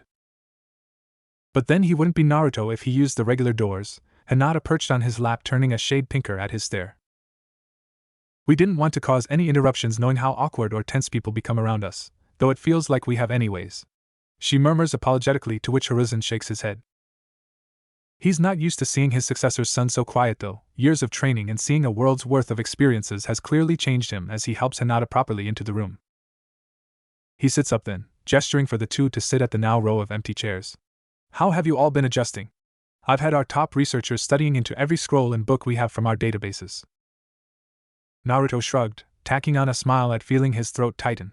It was hard enough to see Jiraiya alive again, now he and Hinata had to face Lord Third.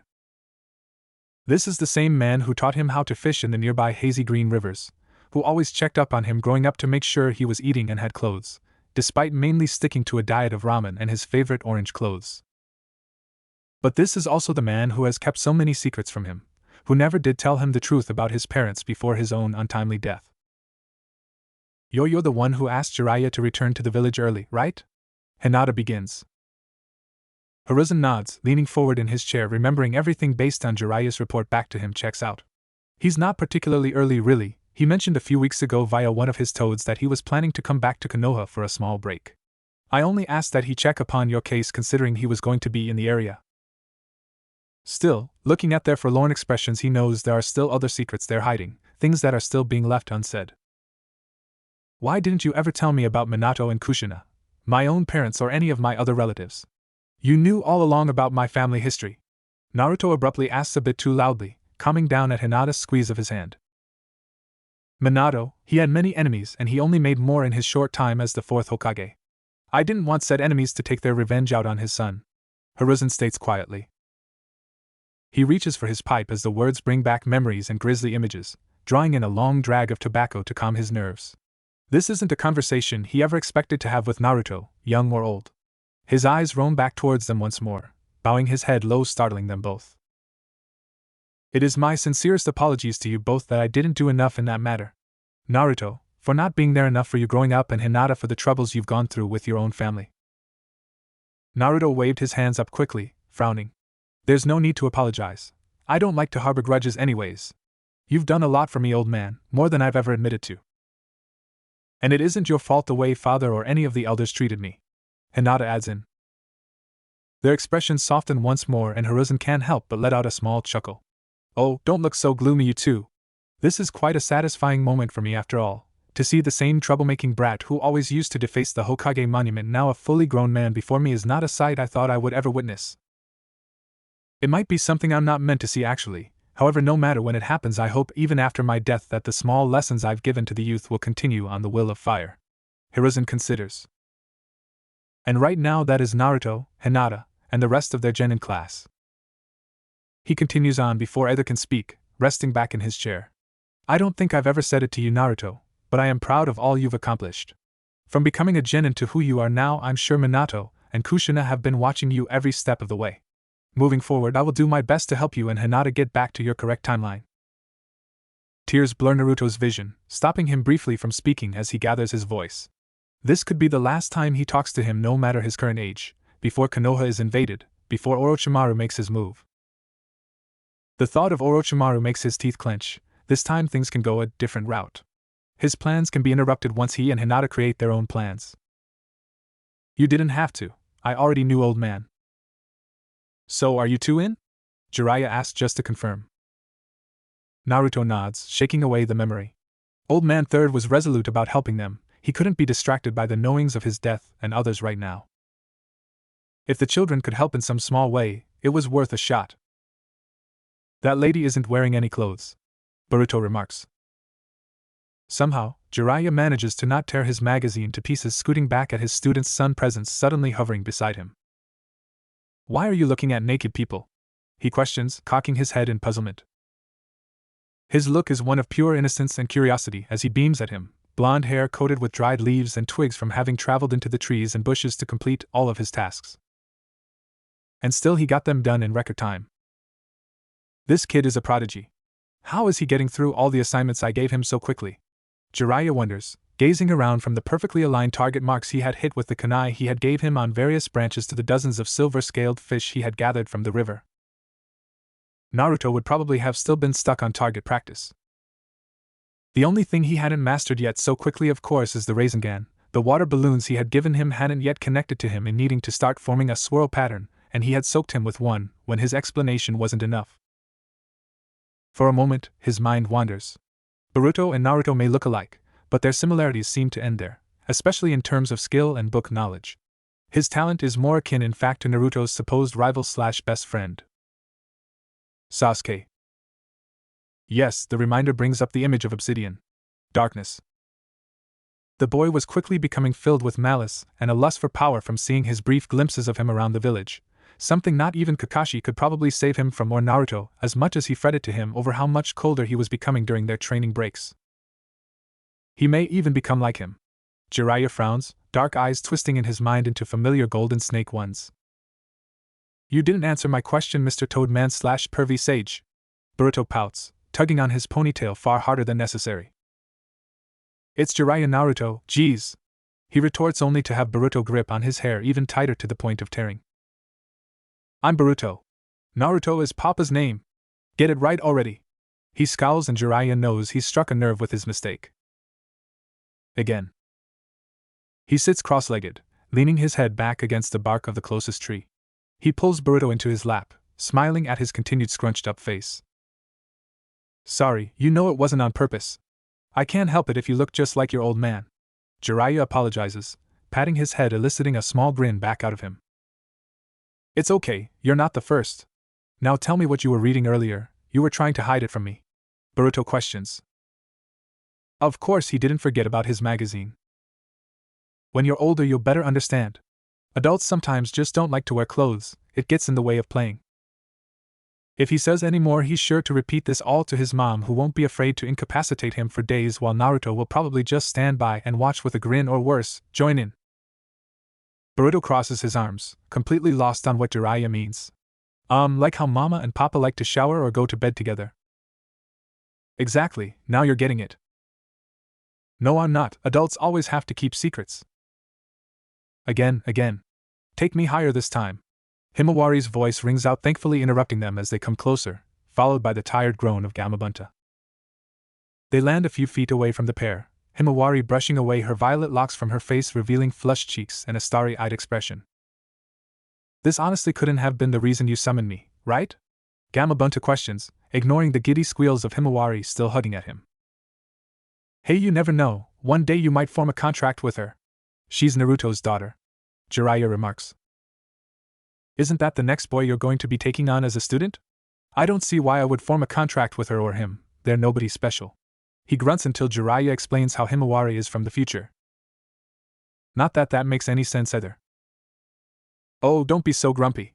You haven't even seen Naruto fully in action yet, don't count him out yet, Jiraiya exclaims. Humph, I'm heading back to Mount Myaboka now if you don't need me for anything else, Gamabunta states, though he wraps his tongue around Himawari and sets her down carefully before doing so. Bye, Mr. Toad, see you next time. Himawari waves and Gamabunta can't bring himself to truly give a harsh answer back. At least she didn't summon him just to mess around. Had fun with Gamabunta? Jiraiya asks as Himawari sidles up to his opposite side. He grins at her vigorous nodding before pausing as he feels a raindrop hit his head. Didn't know it was going to rain today. But sure enough, the sky has grown a dark gray, clouds gathering together as the low rumble of thunder echoes in the distance. Boruto and Himawari squirm, Boruto muttering for them to head back. Right, storms make them uneasy. It was raining pretty badly the day you came to this time period, wasn't it? Jiraiya questions as he lifts them up. Himawari nods, settling against his chest. We went into Papa's office since he and Mama weren't up yet. We wanted to finish reading the story he read us the night before. But we picked up the wrong one, Boruto finishes. I'm definitely getting somewhere now. Though before he can push further, he sees their eyes drooping shut, curling further into him as a makeshift pillow. Jiraiya shook his head, smile lighting his face as he covered them up better as the rain steadily came down faster. Never mind, there's no need to rush. Past. This can't be Naruto. Sasuke regards him from the corner of his eye, his gaze and mind clearly far away from this conversation. Did he even care about this news that the exams were being delayed? For another painfully long week? He knows you're weak. Why bother continuing a rivalry with you now? The cruelest parts of his thoughts yell louder, reminding him of just how quickly Naruto has caught up to him in terms of power, how he's no longer the strongest in his class or even his age group. These menacing thoughts that have been pervading lately are right though. He'll never kill Itachi if he lets things continue on this way. His mind travels then to the whispers that have been calling to him late in the night and early peaks of morning for days now, of a slithery cold voice that already knows what he wants in terms of revenge and increasing his strength. You know I can make you stronger, Sasuke. Powerful enough to take out your brother and anyone else who would dare stand in the way of your goals. You've seen it for yourself with your own eyes now how capable of an adult Naruto will become in the future. I've been watching, you should be too. Are you just going to stay in his shadow forever? Orochimaru. He hadn't yet told Kakashi-sensei or even Lord Third about his presence so closely to him since the exams were interrupted, awakening or twisting each time to see the shadow of his figure no longer there. Part of him can't decide if these are just figments of his dreams or if the snake-like man has already broken into and tapered with his house to give him these haunting visions and persuasions. Either way, the absolute last thing he needs is the two of them worrying over him and having to be monitored on an hourly basis by various guards to ensure his protection. Or rather make sure he won't defect from Konoha. I'll decide for myself how I'll obtain the skills and power to finally kill Itachi. Still, he thought again of Naruto and the man he would apparently eventually become, gritting his teeth as he balled up his fists. How did the dead last in their class get so strong? I suggest you all in the interim don't let this week go by simply lazing around or taking it easy. Everybody will be refreshed and at full strength once the stadium is back up and functioning. The process to get it all fixed up is just taking a bit longer than normal. Kakashi's voice breaks through and he shakes away his frustrations.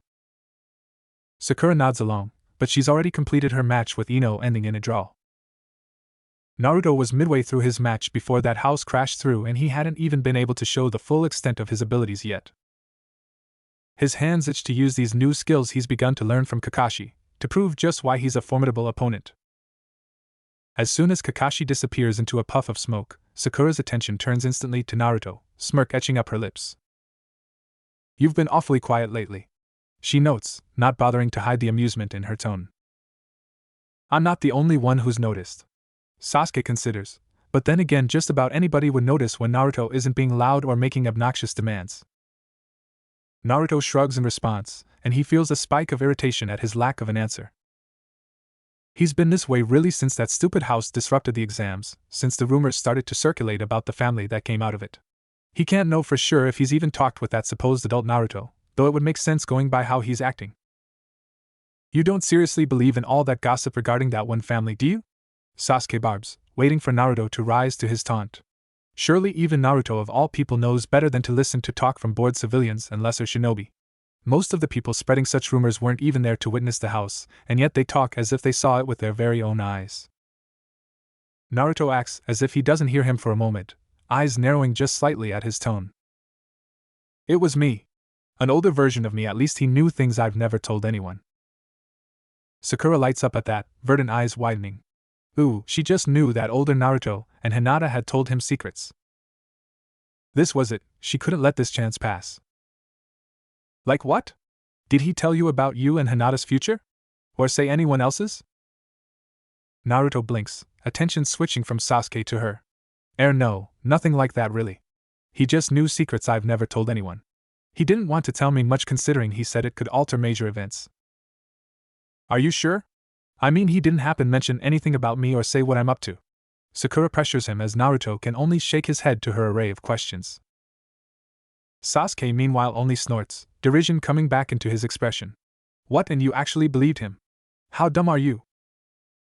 And it's this that makes Naruto fully twist to him. 1 second he's just a few feet away.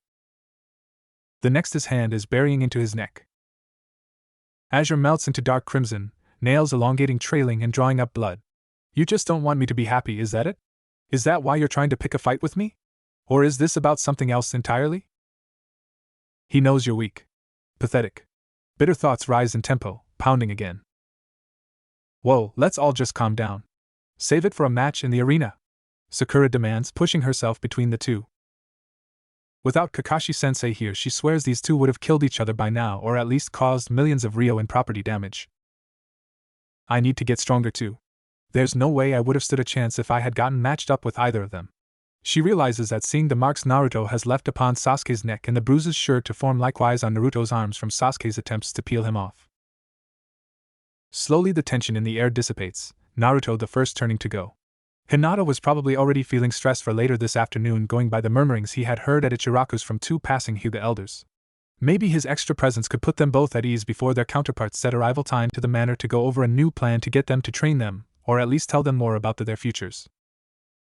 "You know, Sasuke, we're your friends at the end of the day, though we can't help you if you're always going to stay silent, or let your anger fester until it becomes too much for even you to handle," Naruto remarks, and hearing his tone it only seems like he's become tired, drained from being near him, or even having this conversation.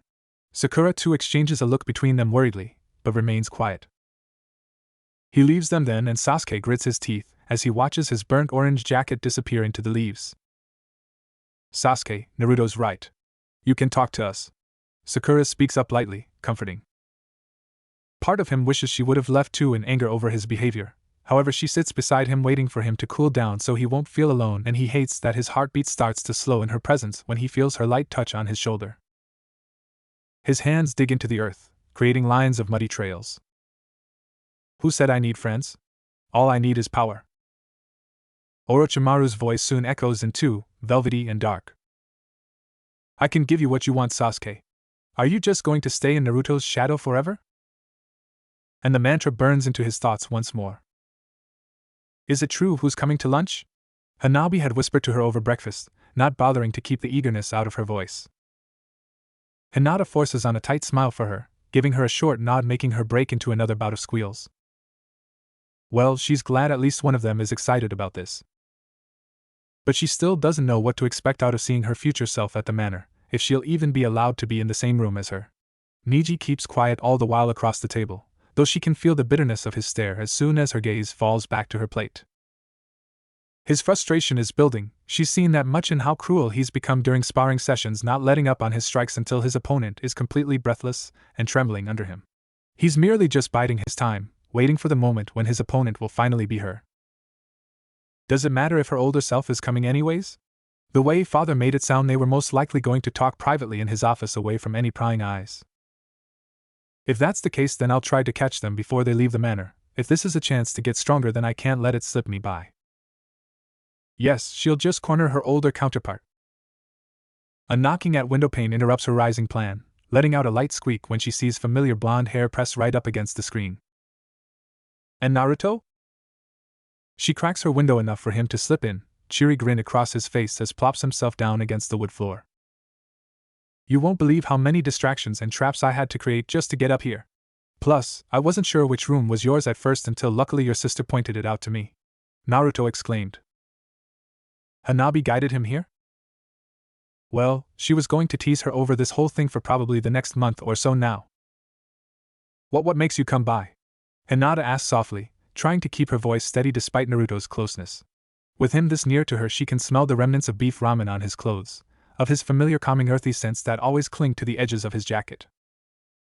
I came as soon as I heard our older counterparts were coming here to talk with your old man. Figured it would be good to have some extra support. And Hinata feels her cheeks burn tenfold.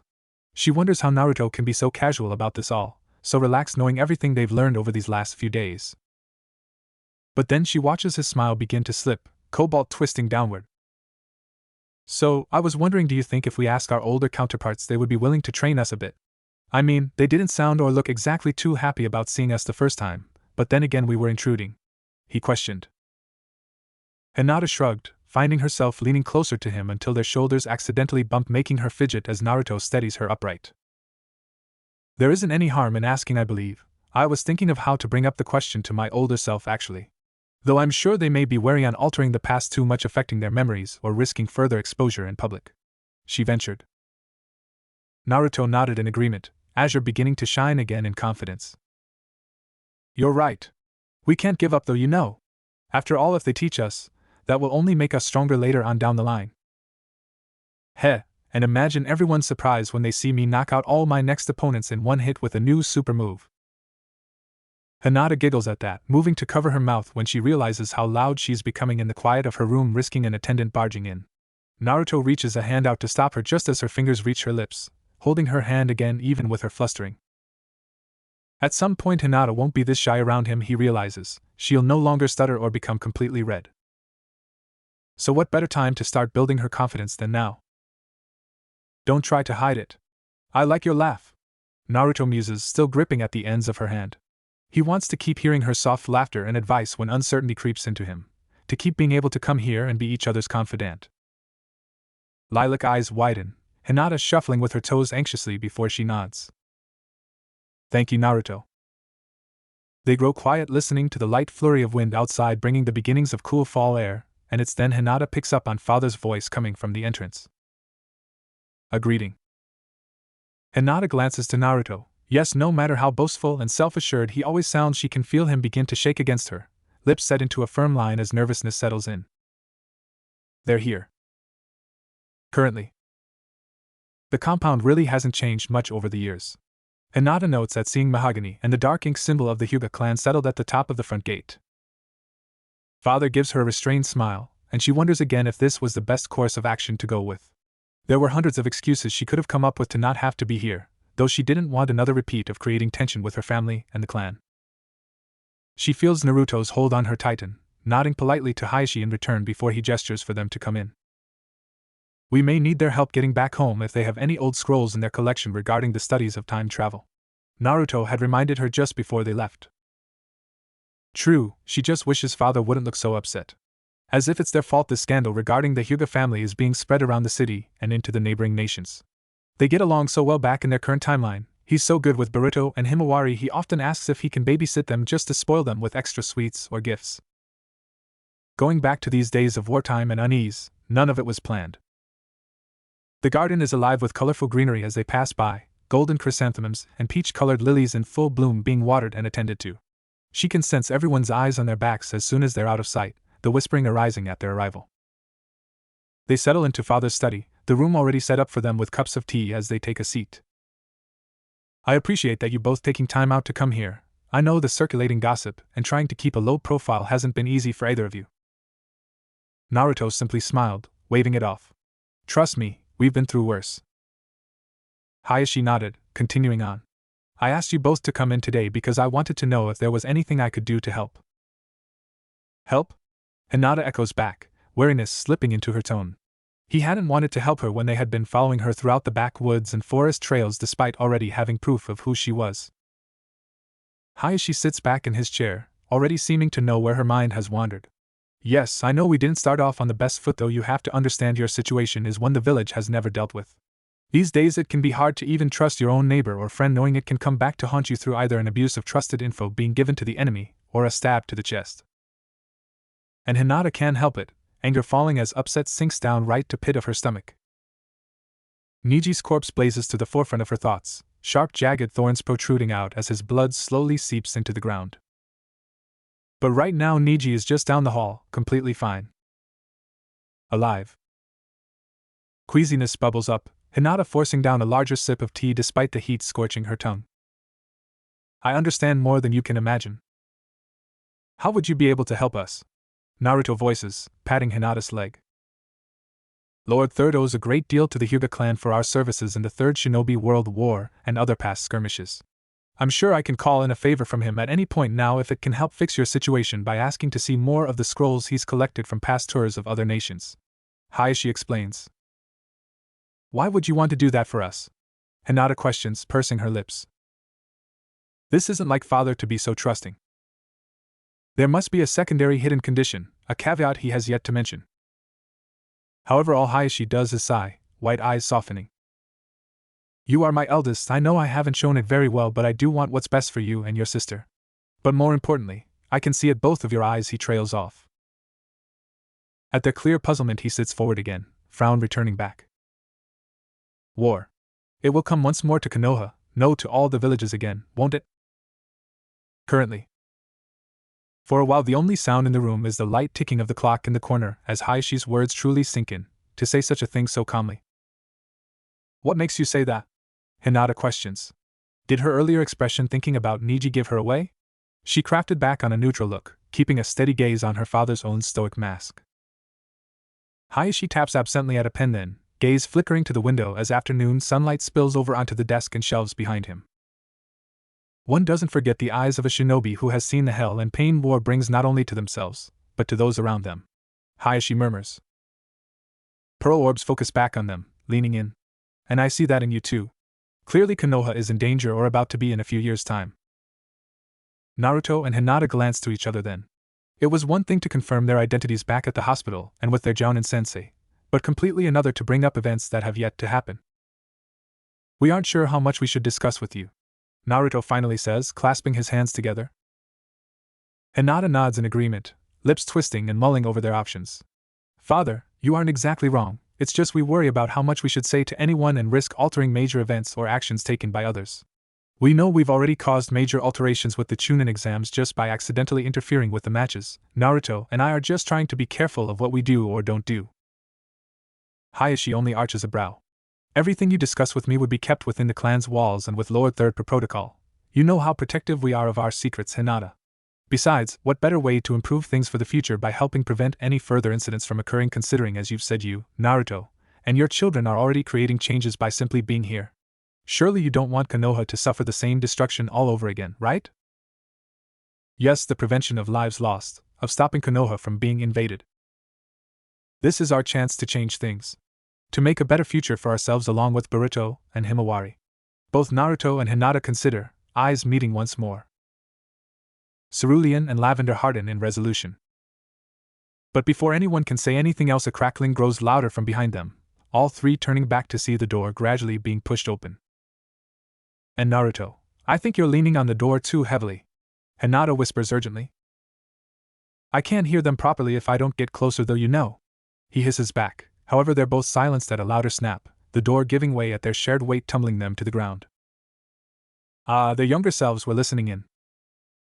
Why was nobody guarding the door? Hayashi questions to himself, standing up to peer around the corner. He frowns at the sight of a pair of guards fast asleep, remnants of a smokescreen still lingering throughout the hallway and corridors. He should have better prepared for such a situation occurring. Naruto came here with Hinata? Already my daughter's past version of herself has begun making plans without my even realizing. Hi, she realizes. Naruto brushes himself off easily as if he wasn't just eavesdropping and damaging property, beaming as he gazes upon the older versions of himself and Hinata. Hey, if there's anything you two don't feel exactly comfortably discussing with the old man here, discuss it with Hinata and me. Better yet, train us too so that we'll be prepared for any future attacks. Past. So it wasn't the most glamorous or cool entrance he and Hinata could have made, yes, but hey, it still got their point across. Hopefully. Because all things considered, all their future counterparts do is stare at them in utter puzzlement, as if they didn't hear him. You guys aren't going to make me repeat myself, right? Naruto asks, unsure what to make of their prolonged silence. Naruto clicks his tongue. Well, it isn't like he's too surprised to see his preteen self here after their first meeting. What about training with Pervy Sage? You've met with him already, haven't you? He asks, earning him a snort and roll of his eyes. Despite asking the legendary Toad Sage to train with him seriously, knowing the things his older counterpart had told him, i.e. war and to study harder, he still couldn't seem to resist his same old habits and vices where the prospect of women and drinks were involved. Yeah, Pervy Sage is probably in the middle of his third or fourth drink at that sleazy new Blue Orchid bar that just opened up in the red light district. He grunts. We need to be serious about this, don't you think? Now that you've removed that creepy seal off of me that snake guy put on, I can better train, Naruto remarks, bristling at Jiraiya's long yawn in response. Should he tell him what else he's heard? That he may potentially die if they don't start training earnestly? No, he wasn't even sure on his death, considering his older self had neither confirmed or denied it, though telling by his upset and avoidance of the topic, he knew it was towards the latter. I'm going to lose Pervy Sage when I've barely just known him. The realization makes his stomach twist harder, sucking in a long breath to try and stay calm.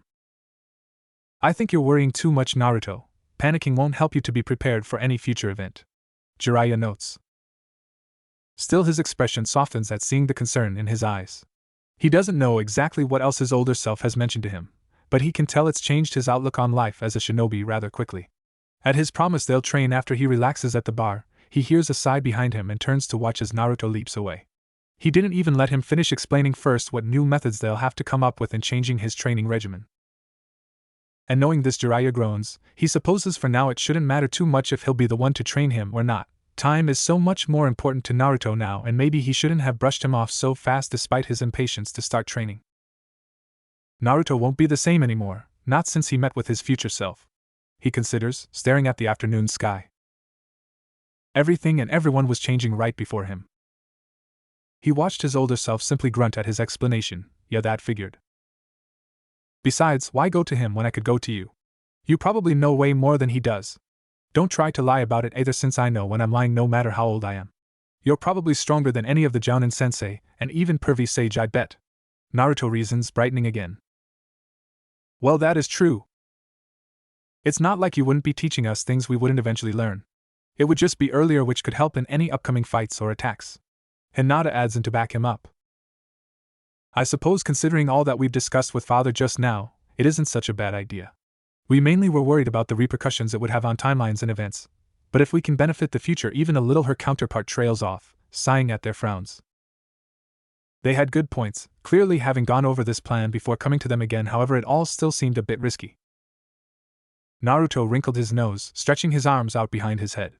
If you really think about it, time has already been affected by you and our kids coming here, you know. It could be a long time before anyone finds a proper way for you guys to get home. Rather as well do some good for your younger selves in the meantime.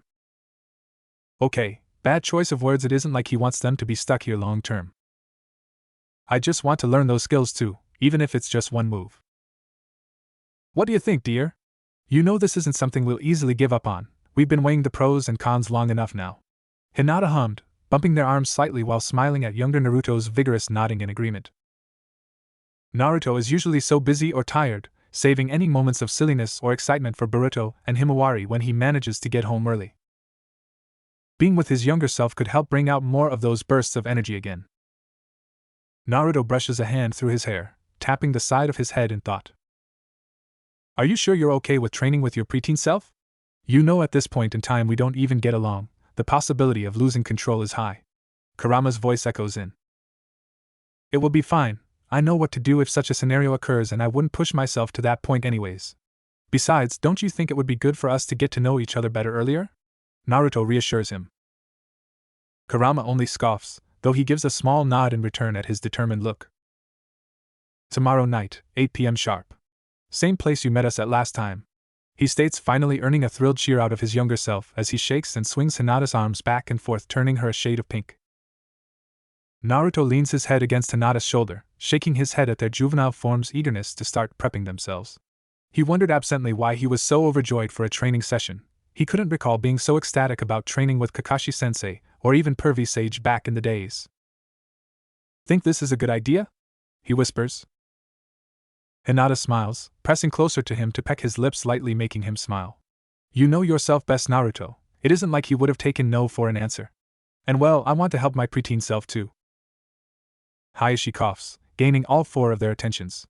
Had they forgotten he had never truly left the room?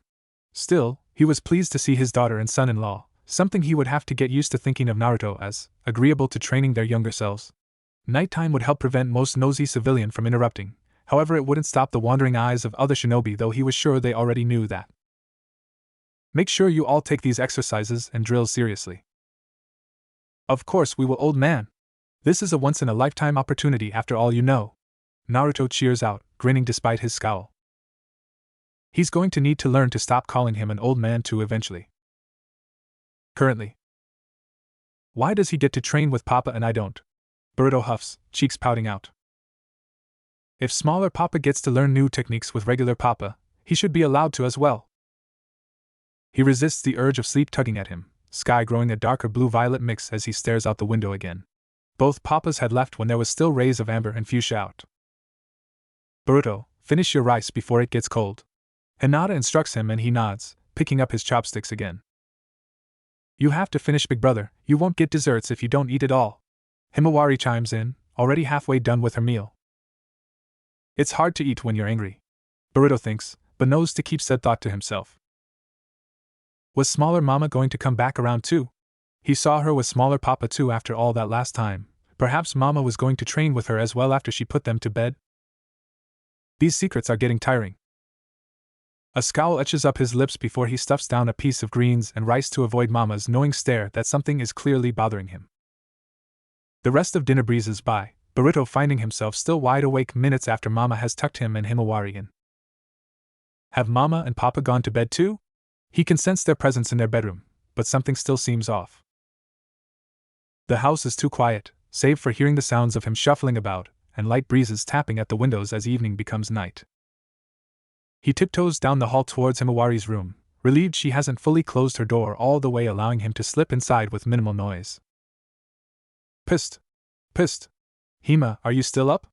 Boruto asks, shaking at her shoulders gently. Azure eyes drift open sleepily, glaring at him as hard as she can in her drowsy state. Now I am. She grumbles, cheeks puffing out in a similar manner as he did earlier when Mama announced it was bedtime. Why isn't Big Brother sleeping? Typically after a meal of miso, salad, and salmon he's out faster than her. Boruto slides himself into her bed as she sits up, following his gaze out the window. Papa and Mama are up to something, you know, he gripes, pointing in the direction of the forest. Himawari only blinks, yawning as she curled herself against her stuffed panda plushie. Like what?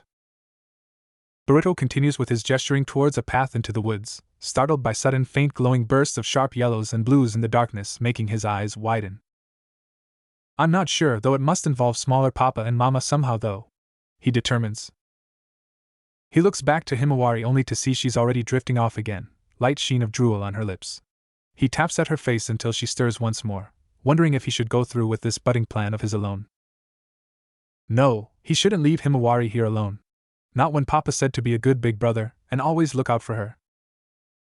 I want to go check out what they're doing. And at this Himawari finally sits up straighter with a frown, gripping onto his arm to keep in place. No, we promised Mama and Papa not to leave the house without them or getting their permission first. I'll tell if you do, she warns. Boruto sits up off her bed again, holding on to her hand comfortingly. Fine, how about we check it out together? Because he knows Himawari is curious to know as well why neither Mama nor Papa will answer their important questions. If there are two Mamas and Papas, who do we listen to? Do smaller Papa and Mama live together? Why are all of the adults they know so short now? Eventually squeezing his hand in agreement. The night air is cold on their skin, bringing up waves of goosebumps along their arms. The moon creates a silvery grassy path for them, sandals sinking into patches of wet mud and grass the further they go in. Himawari coils tighter around him at the sight of bugs and an owl's low hoot, only relaxing her hold slightly when Boruto points to the golden dancing of fireflies along the branches and bushes they pass. "See, there they are," he states, before hurriedly dropping his voice to a whisper at seeing regular Papa's glance in their direction. "What are they doing?"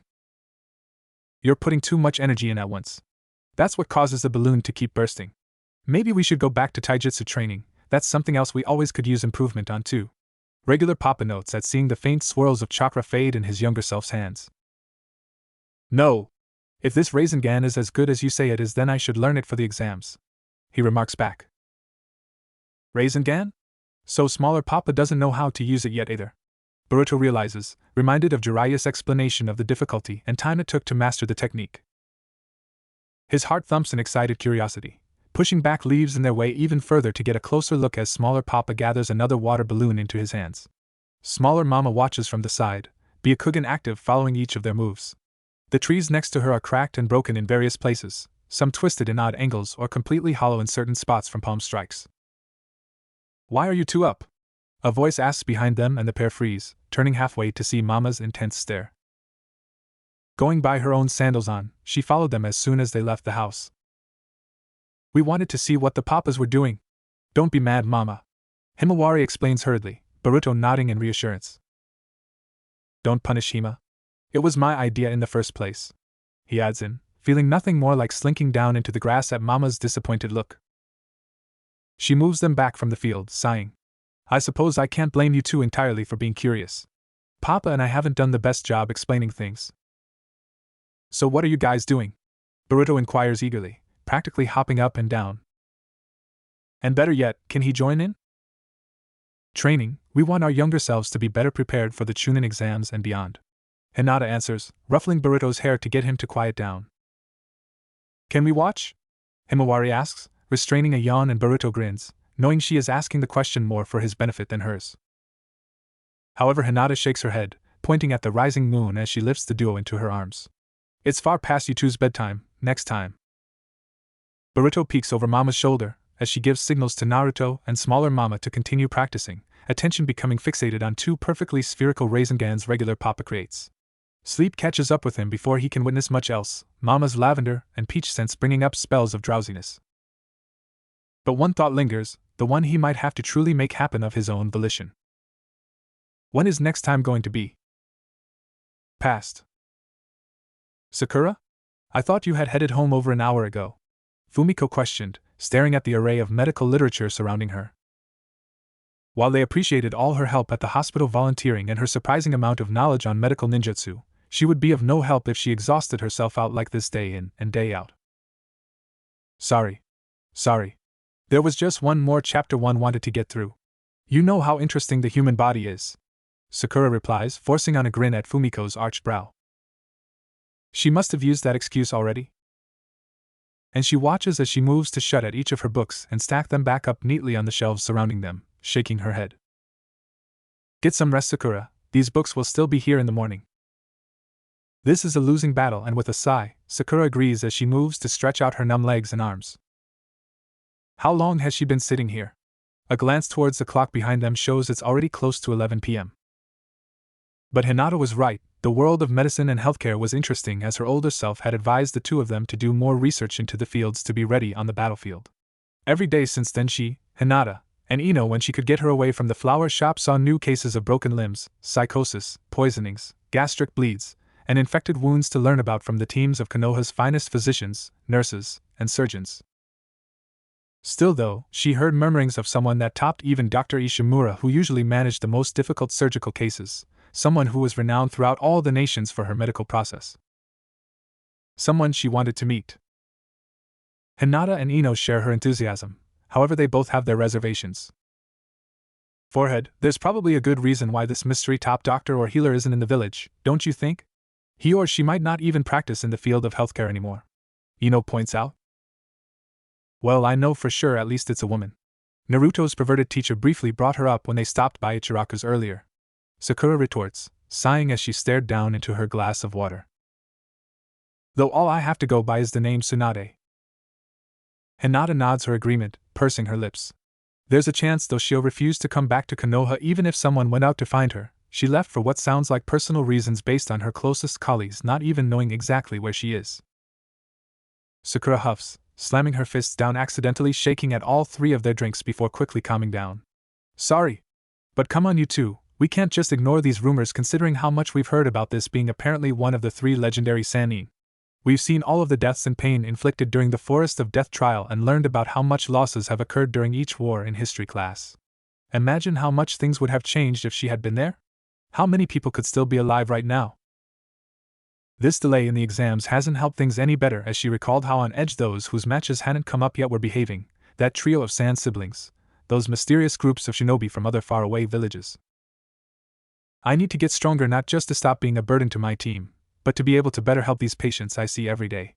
I may not have Sasuke's prestigious background or Naruto's seemingly endless chakra reserves, though I know I can't let any opportunity pass me by if I can learn from an expert, Sakura reminded herself. Still, said goal felt very far away with only one person to go off of. Hinata swallowed, eyes falling to the black and white tiles of the bistro they were at for lunch. Sakura's and Ino's arguing over whether to go after Tsunade, or wait, falling away. Changes. Thursday the exams would pick up again, only 3 days away. Her heartbeat floods into her ears, thumping listlessly in fear until she hears a firm voice block out the pounding. Her own voice. Older and confident. The point of the gentle fist is to cut off your opponent's chakra points. You know this already though, so what you need to learn now is how to read your adversary properly, and not let anything they say get under your skin. What direction are they going to move in next? What moves do they know that can potentially counter my attacks? Hinata instructed, getting into stance as she copied. With Byakugan's activated, she moves one hand up. Now, try to land a hit on me. What? She sputtered back, her future counterpart moving forward as she barely slides out of the way, feeling a sharp prick of pain in the side of her stomach. There's no hesitating in the arena, remember that. It won't be easy, but this is the way the world currently is. No matter who it is on the opposite side. She gestures then towards both her right and left sides. Take advantage of your opponent's blind spots quickly. Those are the spots to aim for to block off not only a major chakra point, but potentially halt them in the middle of an attack or move. Teeth clenched, she nods, exchanging blows back and forth until a series of jabs abruptly freezes up her arms, stopping her in place. Bow forms on her tongue, she's disrupted the flow of chakra. Her older self smiles sadly, helping her to stand before she collapses to the ground. Our hands. Our arms.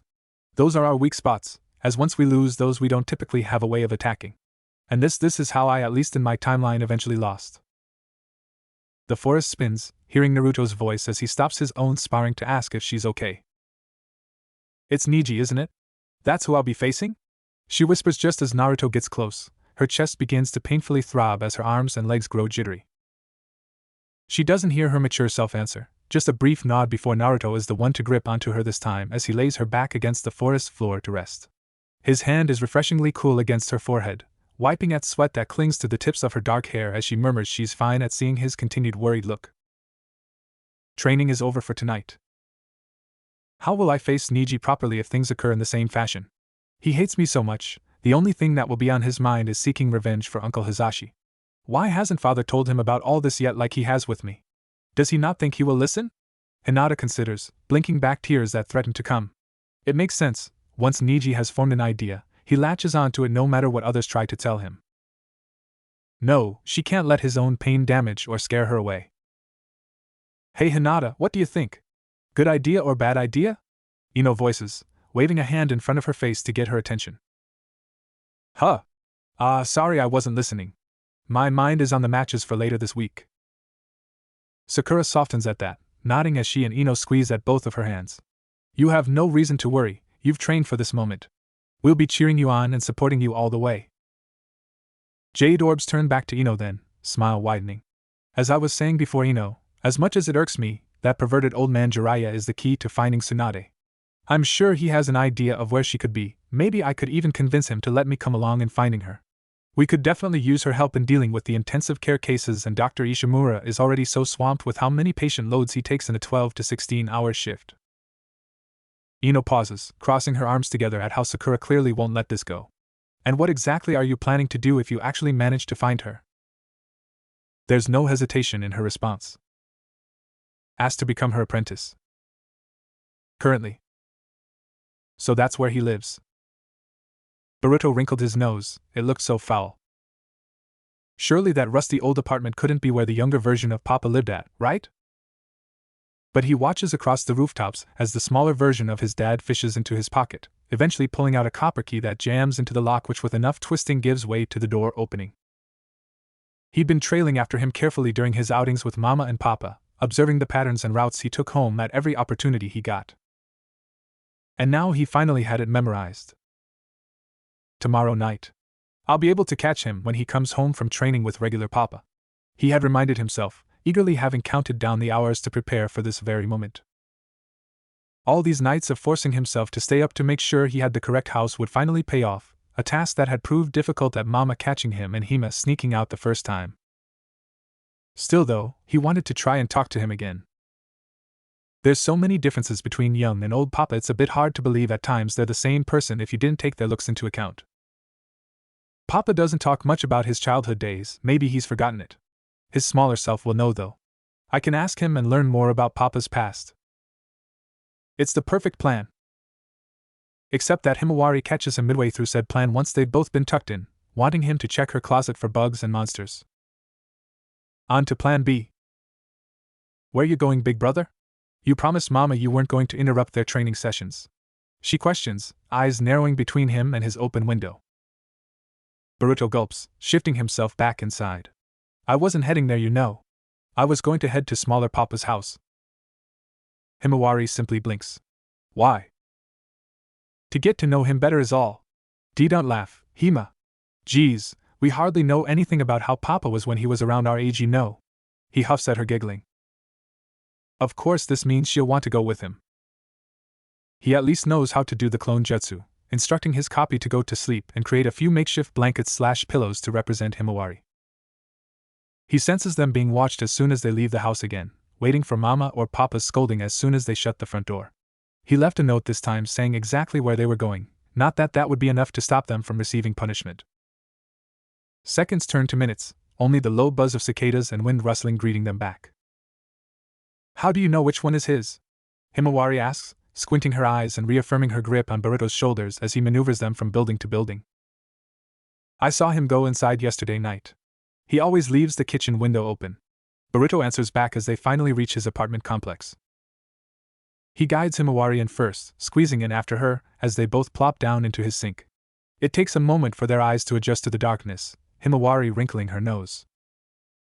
It smells yucky in here, Bolt, she whispers, jumping up at the sight of a roach skittering nearby them back into the shadows. We're probably just smelling the dishes and trash, Boruto reasons, grabbing her hand and sliding them to the ground before they touch anything too sticky or crusty. Hugging the wall, he manages to flicker on the kitchen light, bathing the room in a dull yellow. It's a lot more grimy than they imagined.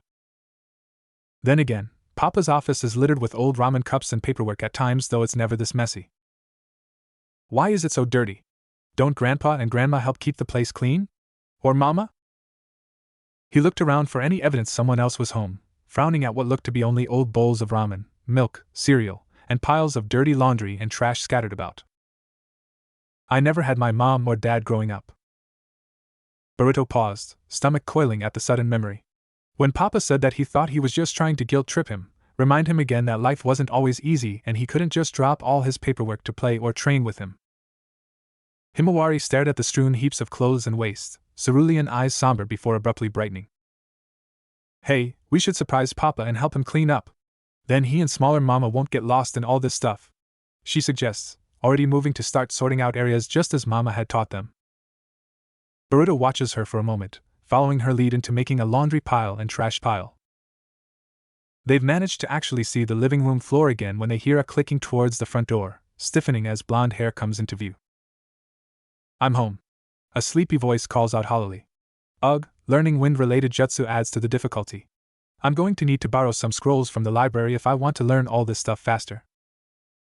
Whatever, he'd think on it more in the morning. Boruto and Himawari look to each other before beaming. Welcome back. And Naruto instantly jolts, pulling out a kunai and alarm before calming as he sees matching sets of blue eyes on him. He's never had somebody be home to greet him. Surprise, Papa. We made it so you can see the floor again. Himawari cheers, stretching as a yawn escaped her. Huh? Naruto responds. Yeah, this place is gross, you know.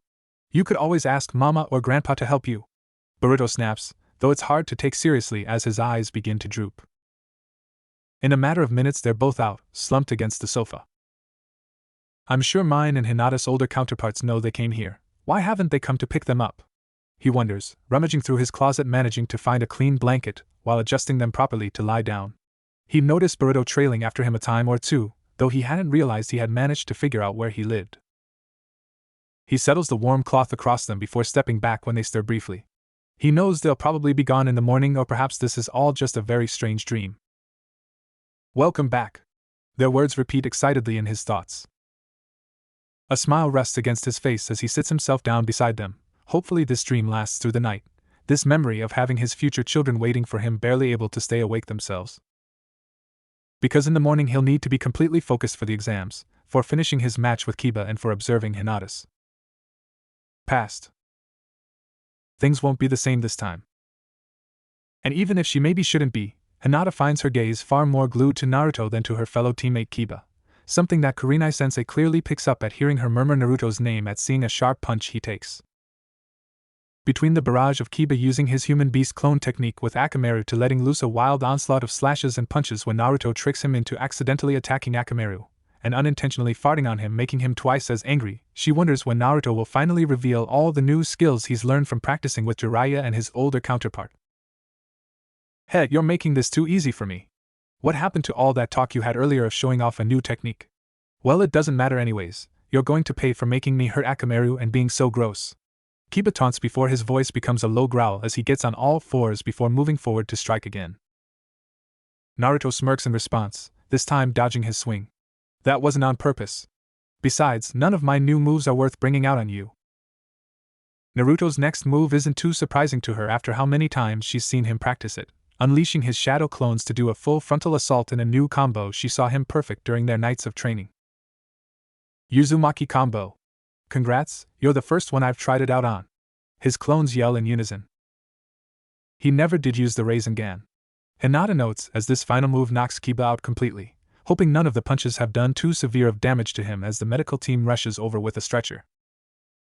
The match is finished. With no interruptions this time, Naruto was able to make a smooth comeback.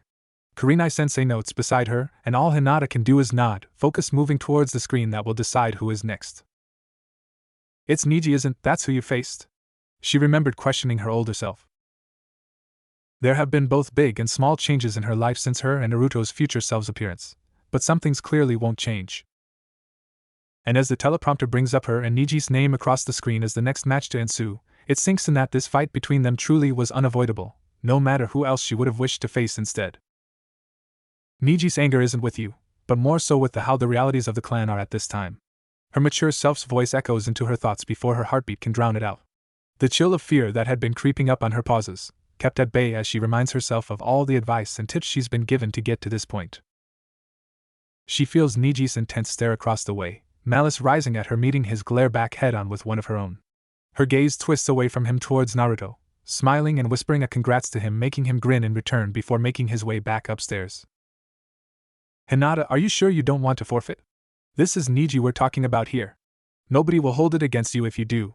Kiba whispers to her before the medical personnel can take him away, stunned at her immediate shake of her head. No, I will face him. You should have actually listened to that teammate of yours. It would be better for you to not cause any disgrace to the main branch when you inevitably lose to me. Niji voices, eyes narrowing at her silence. Whether I lose or not isn't my main concern really. I just want you to stop blaming me for the actions of our fathers. Hinata eventually states gently as she moves into position. A scowl crosses Niji's face before he can help it. Nothing he said to Hinata up until now has seemed to affect her, she no longer trembles before him, or refuses to meet his gaze like so many times before. She isn't afraid of him.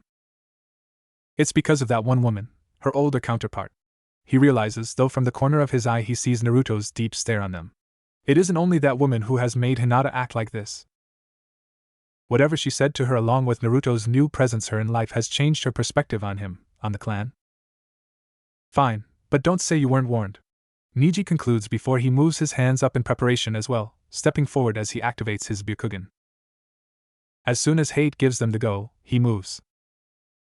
Hinata counters each of his strikes, landing a series of palm strikes to his upper arm and side of his chest that makes him spit blood and double over as the pain stings out into his whole body.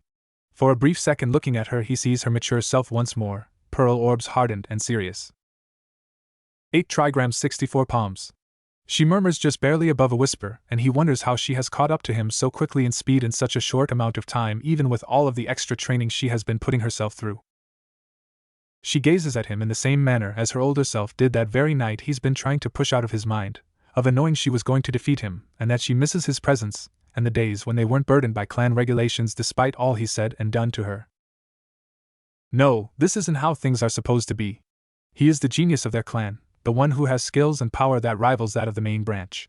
He twists out of the way before she can secure another series of blows, shutting down the flow of chakra to her left arm just as she knocks out his right side.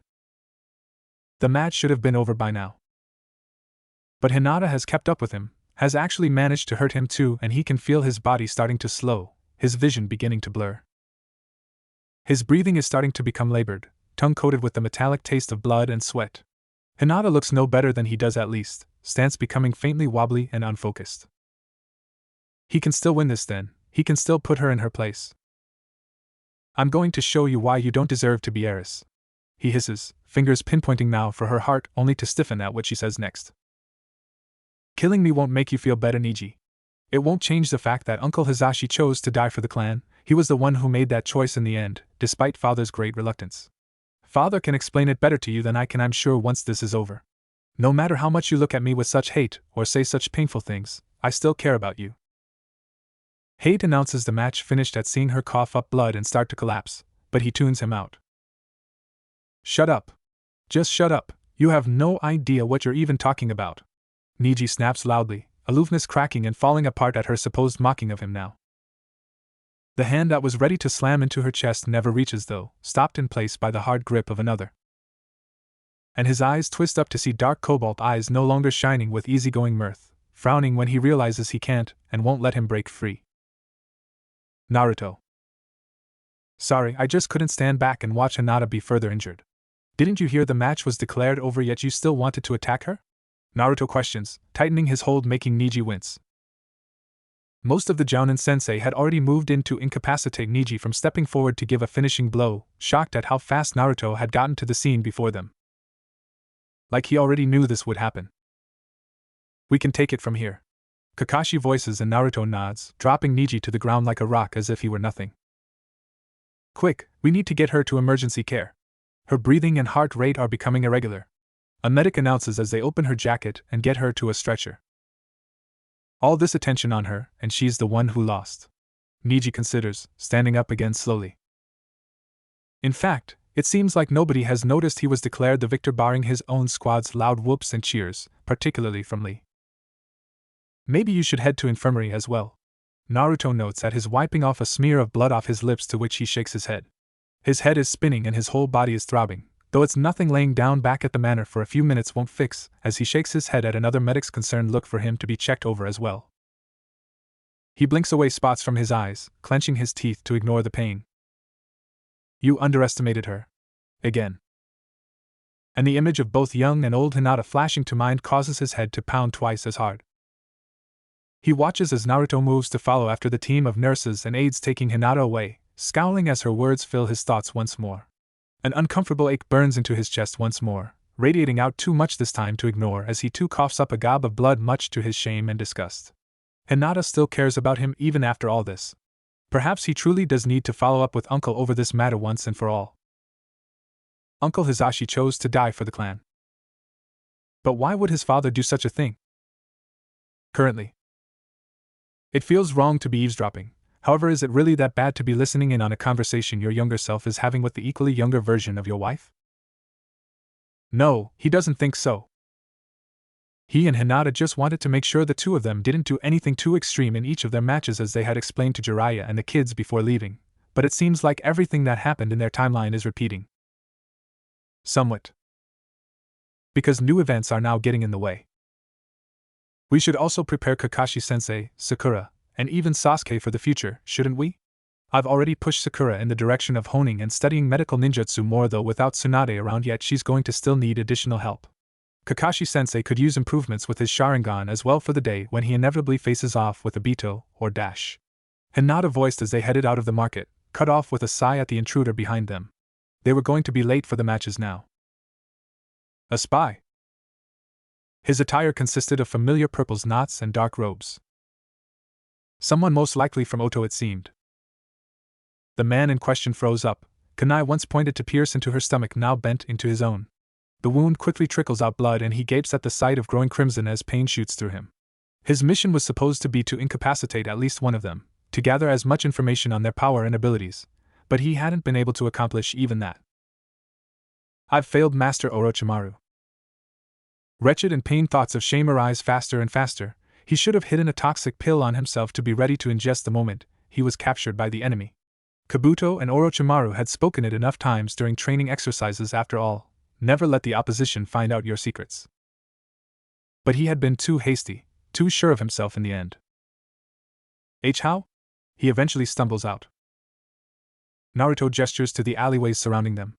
We've been watching you since we left out of the meat shop down the street. It's not polite to interrupt a conversation, especially when you don't even realize who you're dealing with. Hinata adds in, ignoring the murmuring surrounding them that again wondered if they were truly who they said they were. The Naruto and Hinata they know are nobody special, not in grades or skills. And yet they've taken out this attacker in no time at all. A pair of A and BU swoop in no sooner than the man's complete collapse to the ground. The crowd around them only grows in excited fervor and confusion as they watch him attempt to flee to no avail. Maybe I should have let you handle him, Naruto. It seems like you were the one he wanted to go after in the first place. Hinata whispers as they watch the duo lead the man away eventually, smiling at Naruto's shake of his head. Better yet, we could have asked our younger selves to handle it. By the time we're into our teens, dealing with people like him would have been considered like a D-rank mission or worse. He jokes. They don't miss the odd stares they get from their conversation. Everyone is switching their attention to them. Wait, just how strong are you two? An old man asks. Because if they weren't trying against a man like that, then nobody really knew their true strength. They hadn't meant to be rude then, but they had only smiled and waved off his and the other civilians' questions and curiosity with the explanation they had simply spent a lot of time training and practicing at every opportunity they got with various experienced shinobi. It wasn't a complete lie, really. Their main concern was making sure Orochimaru and Suna knew who they were dealing with now. Attack Konoha at your own risk. You were saying before we got distracted by that guy that Sakura would readily agree to training, but Sasuke? Kakashi-sensei?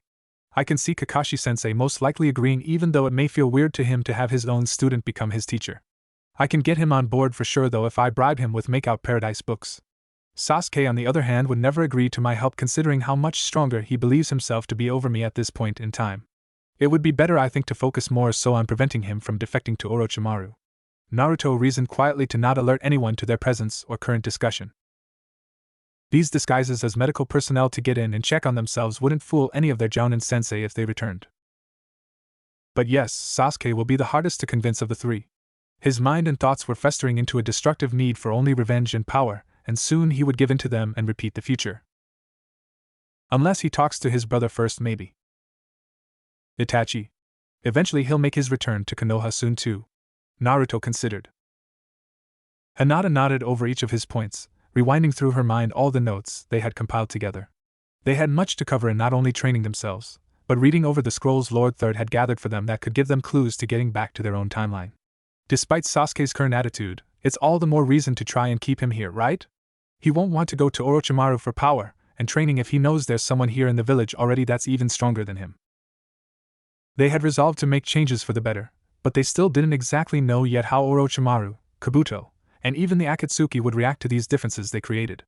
This hadn't been the first time they had needed to take care of bugs, as of late had been following them either when they were out and about with the kids or simply trying to do a quick run to the store. These spies blended in well with the civilians for the most part, watching for the next moves they were making. But they had left a secret message back to them now officially within the side pocket of this last man they had taken out. "We're watching you too. Why you didn't have to step in like that? I'm alright, really." Hinata's smaller form voices taking them back to their proper situation at hand to finish this topic back at home. They watch as Hinata's younger self sinks into the sheets at feeling how warm her face is getting, fingers entangling with loose threads. How long has Naruto been sitting here watching her sleep? It's become late evening/early night, sky losing its last bits of red-yellow rays as only a sliver of moonlight becomes visible through the stream of clouds. She remembers hearing various medical assistants, and Kurenai-sensei along with a few other jounin hovering over her. Their voices had all blended together as everything went dark, but the only person here now is Naruto. "No way.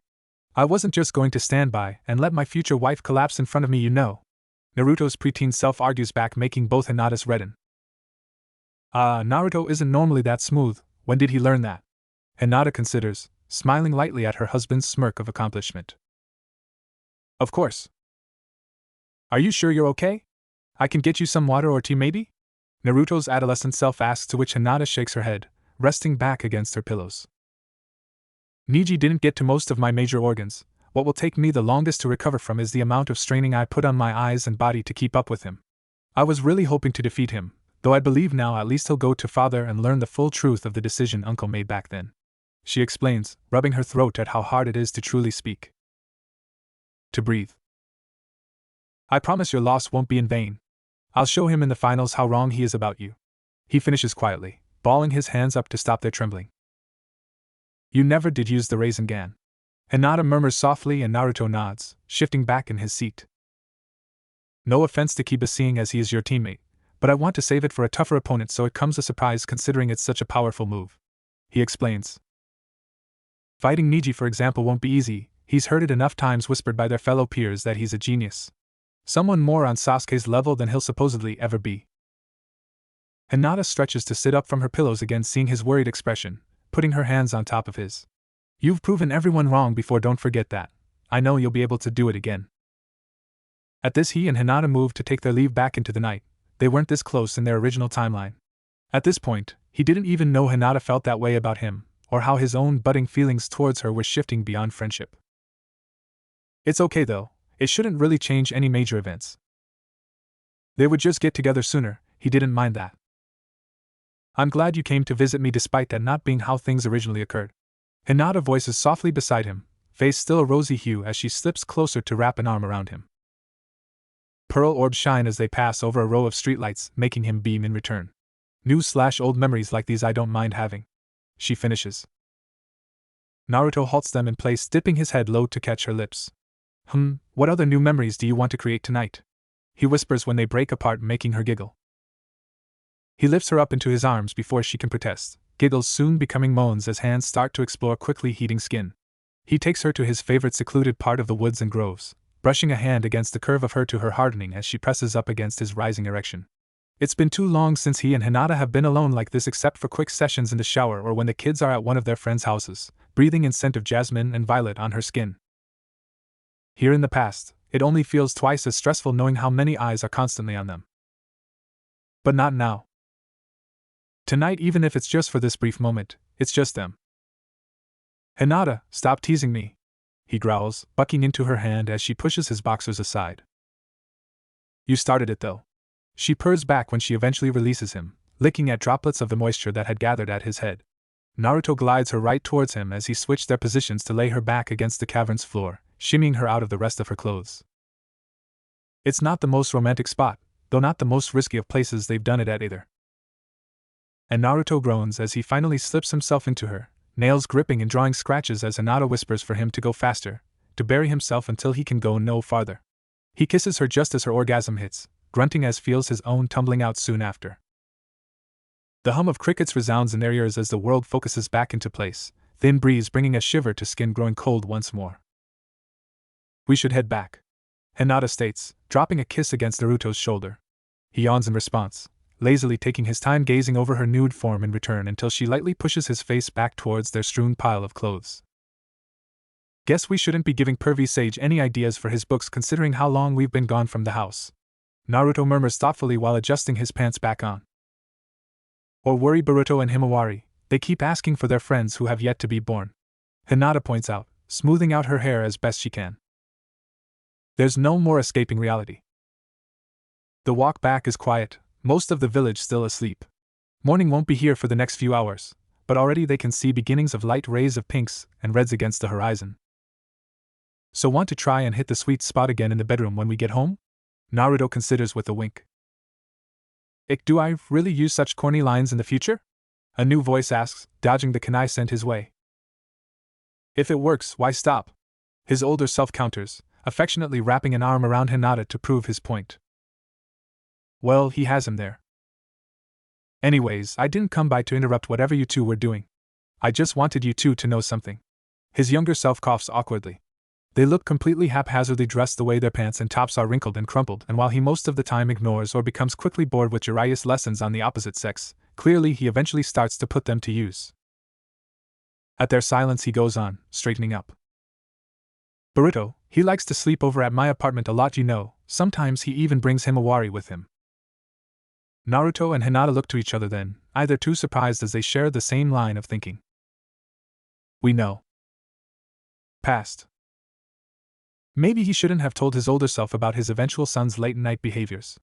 His thoughts, after all, should be focusing on preparing properly for the finals now that all preliminary matches are officially over, but he can't help this gnawing curiosity. Neither his future counterpart nor Hinata was shocked at Boruto's actions, it seemed, having had a clone follow him during his first outing there. We punished him about leaving on his own and even bringing his sister along, however he's adamant about visiting you still. Hopefully he's not giving you too much trouble. Let us know though if he asks you about anything strange or weird. It's the opposite really, not that he could bring himself to confess that aloud. Because most important to him, unlike his future counterpart, Boruto will tell him other things he isn't meant to know yet, albeit not on purpose. He's buried it for the longest time now since he first laid eyes on his son. They share the same blue eyes and blonde hair that clearly comes from someone they're both related to. The curiosity eats at him when his mind isn't concentrating on training, eating, or sleeping. He can see the physical features that he and Himawari have from both him and Hinata, yes, but what else do they have that's directly from his side? You shouldn't ask him, there must be a reason why nobody's told you after the hundreds of times you've asked before. A darker part of his mind reminds him, but he quickly shuts out the thought before he can chicken out of this.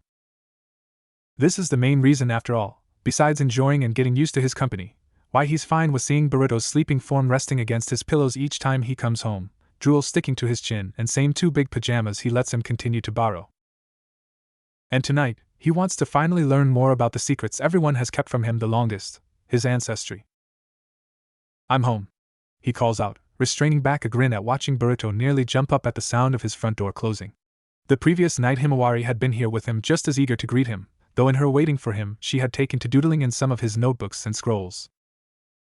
He hadn't been mad despite her apologizing multiple times. I couldn't find any blank paper, these ones had dust on them so I thought you weren't using them. Sorry Papa, I'll get lots of new papers for you though next time.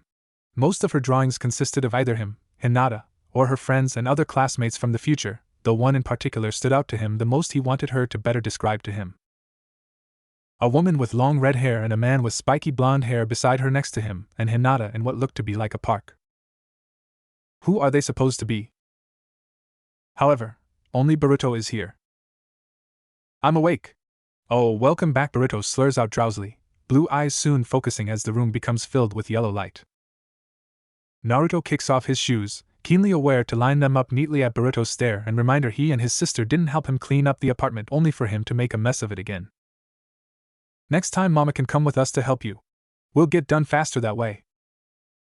Any of the Hyugas being okay with Hinata being in his apartment probably won't happen for years, despite how he and Himawari talk of Grandpa Hayashi always sneaking them extra treats and his eagerness to take them out on camping trips or walks around the city. So what brings you by this time? Naruto questions as Boruto follows him into his room, plopping down beside him into his bed. Cheeks pout out, Boruto frowning over his behavior. Papa should know already why he's here. All these constant trips to his apartment, and not once has he revealed any of the skills or tricks he's learned from older Papa. He figured at first they were just hiding it from him to stop him from being too excited to try out a risky move. However, that doesn't seem to be the case considering smaller Papa has no problems discussing any other training regimens or skills he's been up to during the day. I want to hear about what you and Papa have been training on. You know that already, he huffs. Naruto simply crosses his arms, annoyingly reminding him of how regular Papa looks when he's getting frustrated with him. You know I can't do that. You're not ready yet to master harder techniques if you can't get through the basics first. Boruto mimics his action, azure eyes hardening. That's not fair. You're not even that much older than me right now. Ugh, he doesn't feel like arguing with his future child over this. He directs Boruto to lay down beside him, ignoring his scowl before he gives in and rests against his arm. This isn't what he wants to talk about right now, wrinkling his nose in thought on how he can get to the real topics he wants to discuss. Hey, you've trained with your grandpa and auntie a lot, right? What about anyone from my side of the family? Naruto brings up quietly, wincing at the crackling of his voice. Don't be nervous, don't sound too eager. Boruto furrows his brows in thought, confused by the question. I'm pretty sure Grandpa and Grandma from Papa's side died in one of the wars a long time ago. Naruto nods patiently, he already knows this much from Old Man Third. Yes, I mean I just wondered mainly about what they looked like or if you knew how they were growing up. You know, like how I like doing pranks or that we both have blonde hair and blue eyes, how Himawari has Hinata's dark hair and patience. Naruto trailed off. Never mind, this was a stupid idea. Boruto probably has no clue what he's even talking about, let alone will have any memory what his parents look like if his older self hasn't described them in any way to him or his sister. He moves part of his blankets over him so he won't become cold, blinking when he hears his muffled reply. What? His heart lurches, shifting up so fast he nearly bumps his head against the wooden end of his bed. Wait, repeat that. Boruto pauses, he's never seen smaller Papa look so excited, so jittery, not even for training or over having finally perfected a new move. Grandpa has blonde hair too, he states again, smiling at his rising energy as all remnants of sleepiness fade. Papa didn't have his mom and dad growing up, and it begins to click again why no photos of them exist around his tiny apartment. He doesn't know what they look like and nobody has told him either. Naruto nods, gesturing for him to continue. And what else? What about Grandma? What does she look like? He presses further. It so far matches the description of Himawari's drawing, perhaps then both she and Boruto do know a bit about his side of the family. Boruto pauses, what else could he tell him? What else should he even say? He doesn't want older Papa and Mama to be mad at him for saying too much. Naruto seems to catch on at his hesitancy, leaning back from him. Sorry, I'm getting ahead of myself.